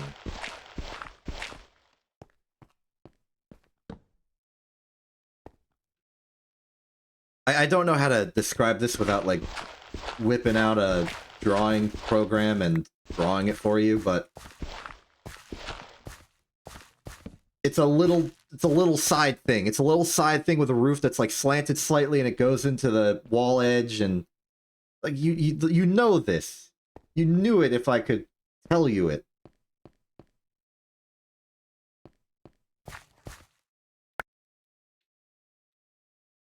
Like, you can see it.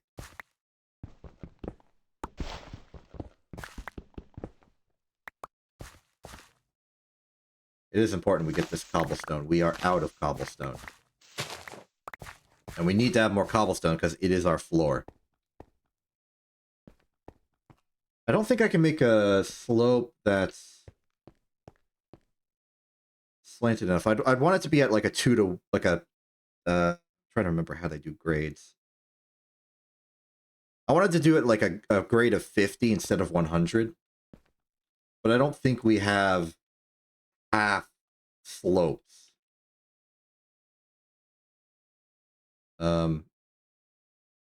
Yeah, these are not looking like that thing I'm talking about. Prism slope, though. Interesting. Oblique interior, oblique... Yeah, okay. We might have to do it in the classic Minecraft style of just using slabs.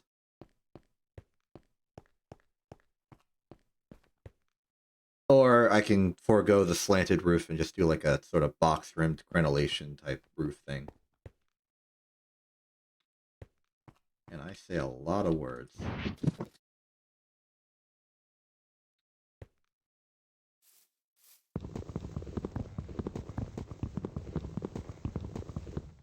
Oh, this thing... No, this thing is completely broken, huh? Tragic. I'm back to cutting down trees the old-fashioned way.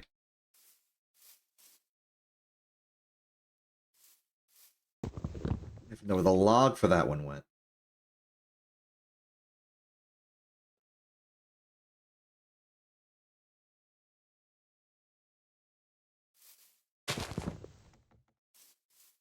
Much taller tree than I was anticipating.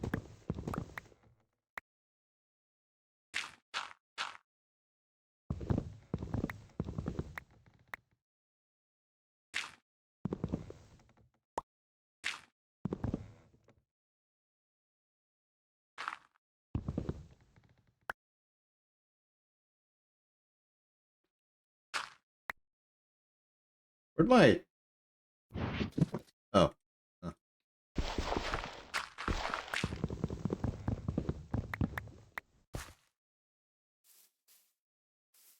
that enough? Are there any other trees? This one, perhaps.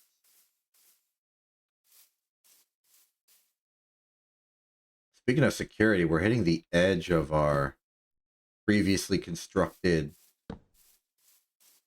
torch defense perimeter.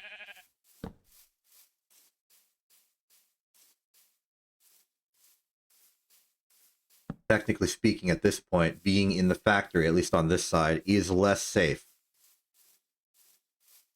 than being anywhere else.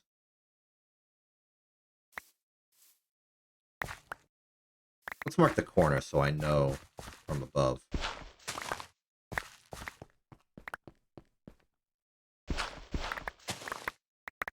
Well, there's your problem.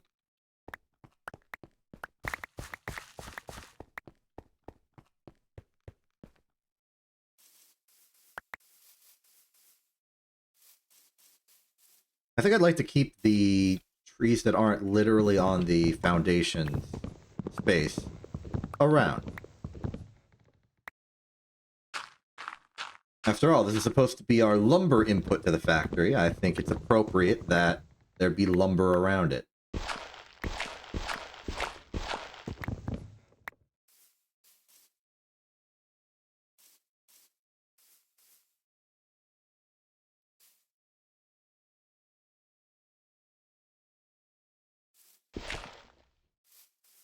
Moving this torch might jeopardize the light security, so do that first. Eat peanut.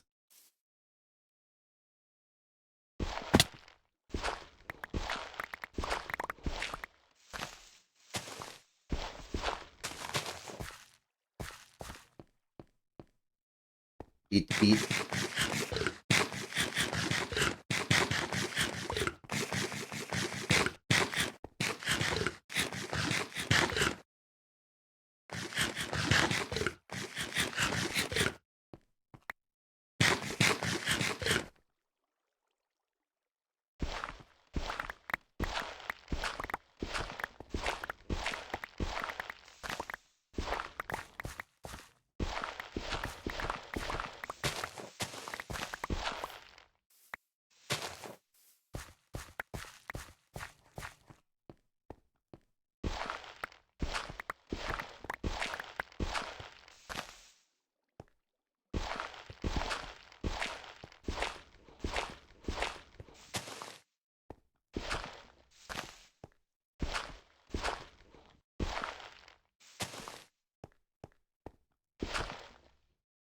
From here forward, it's probably more effective to cut from below. Just in terms of number of swings per motion. There we are.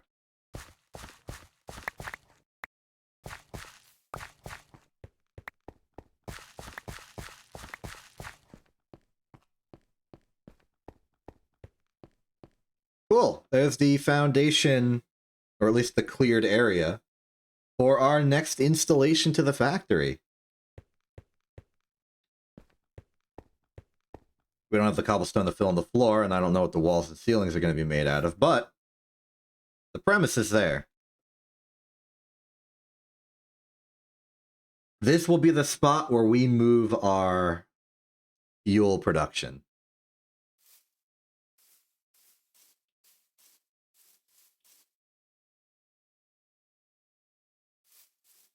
This will cause some circumstances, actually. We'll need to repipe some of the fuel in the factory. I don't think that'll be too hard. We can just go underground, run in a bit, maybe around the edge. I kind of don't want to touch the pipe grid as we have it established, because I think it looks nice, or at least is logically sound.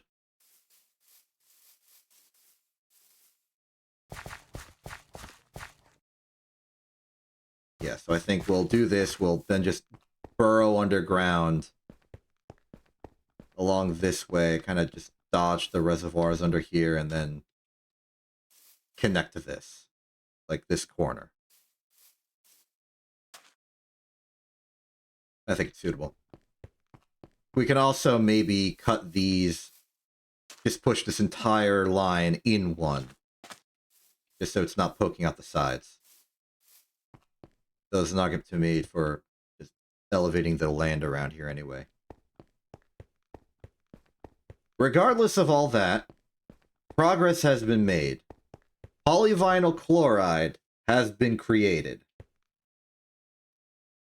We have now basically made a dedicated line for creating our item pipes. PVC is soon to be done as well.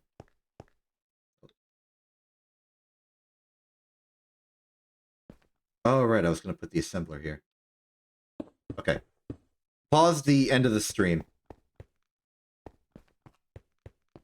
I got stuff I can still do.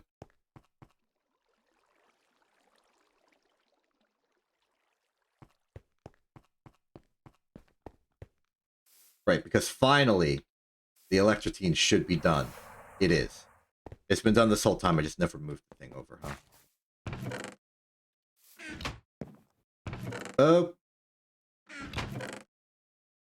Okay. What's the efficient high voltage cable again? No. I think it's... Oh, it looks like it's silver.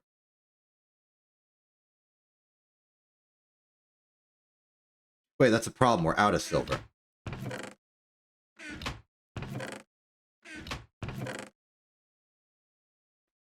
Oh, whatever. This will be a makeshift job anyway.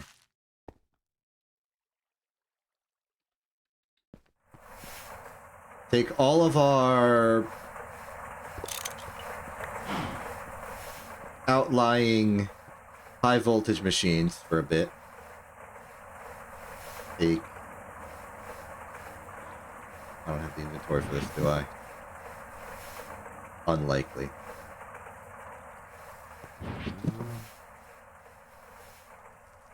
There we go. Okay. Take you. Take you. Take you. These should be empty.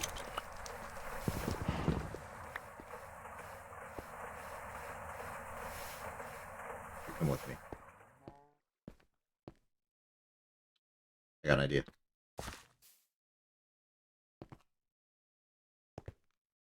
Maintaining speed using the power of gliding. Alright, we're here.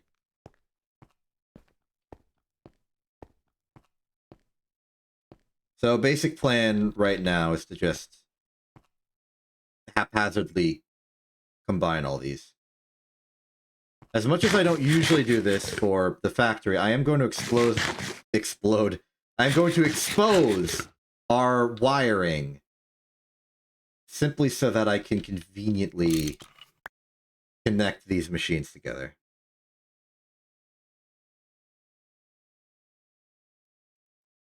I'm going to put the Advanced Assembly Machine Mark II right here, I suppose. Just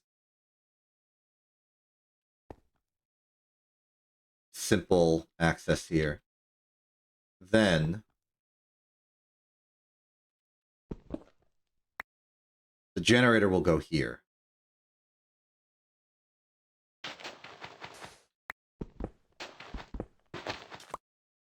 Under all this, we find our fuel.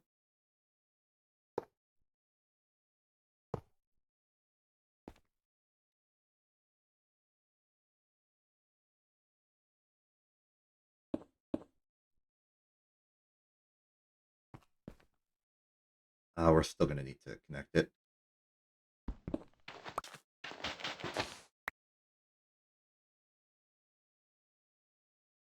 Turbo, gas turbine. Fueled.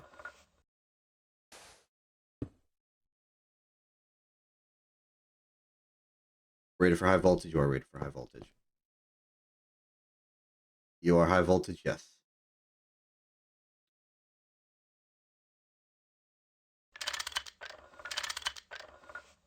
Oh, right.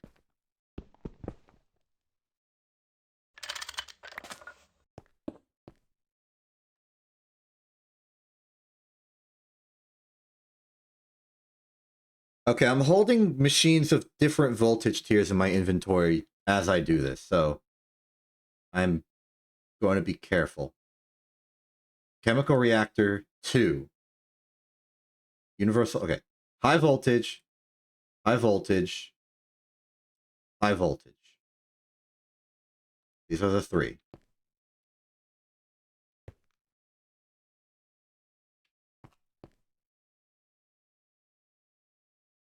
Macerator is going front and center. Mixer will go back here. Okay. 2, 2, 2, universal macerator. Okay. Power, power, power, power.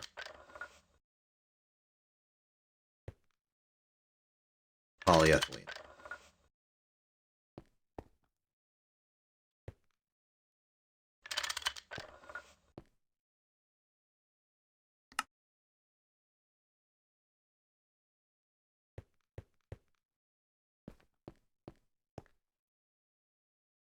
Good.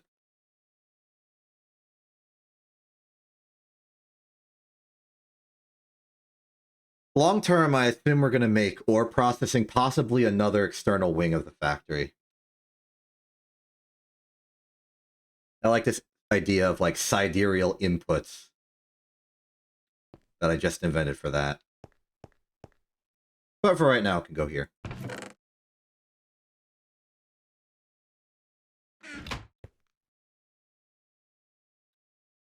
There's the macerator input boxes.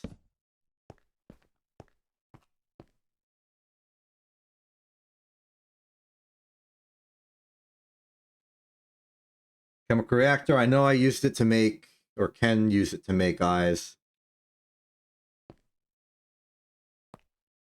I think I did at some point. Then we have the mixer for mixing the fancy advanced dusts. And this is high voltage power, and I would like to test that by assembling something really simple.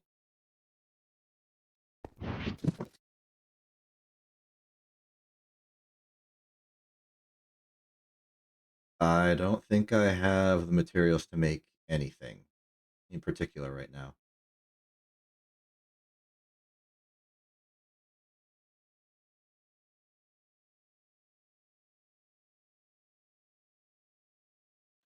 Oh well. Point is, it's here. Oh, wait, I can macerate the sand. Confirmed. It has power.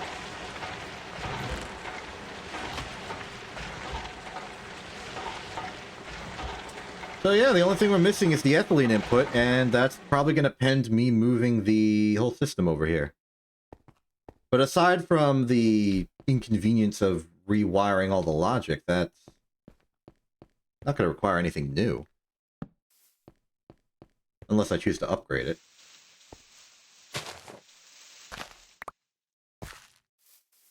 Okay, checking the security perimeter. We've lost a lot of torches on the interior, so I just want to make sure that the exterior is still fine. We will have to push back on the lighting in the future. As we wander around the factory, I would like it if the mobs were just unable to spawn anywhere close enough that they would try to. Like, they look for spawning locations, but all of them are either too far away from me to be considered, or not dark enough. That's the goal. That's the ideal, at least. I don't know if I care enough. If we get security top-notch, maybe it won't matter. Okay. Back to ending the stream. We did good. PVC, polyethylene, factory relocation continues, but we've also made some serious technological advancements. PVC is going to make item transportation viable. Actually feel the need to maybe start upgrading the farms to it. Good opportunity there to use PVC for the first time. The item pipes for moving all the crops and stuff. Separate to that, We're just improving the system. Ethylene has now been isolated as its own, like, sub-inputs, different things, now that PVC and polyethylene both take it in isolation. We've invented new strategy with this, like, emergency shutoff lever so that recycling the components won't ever clog the system. This is like a security guarantee. This is reliability we've invented.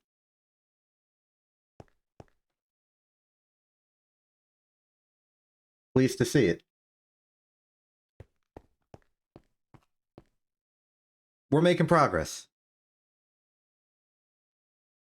It's a good mix. I think we found a decent balance of making progress and enrichment of making a nice factory looking thing.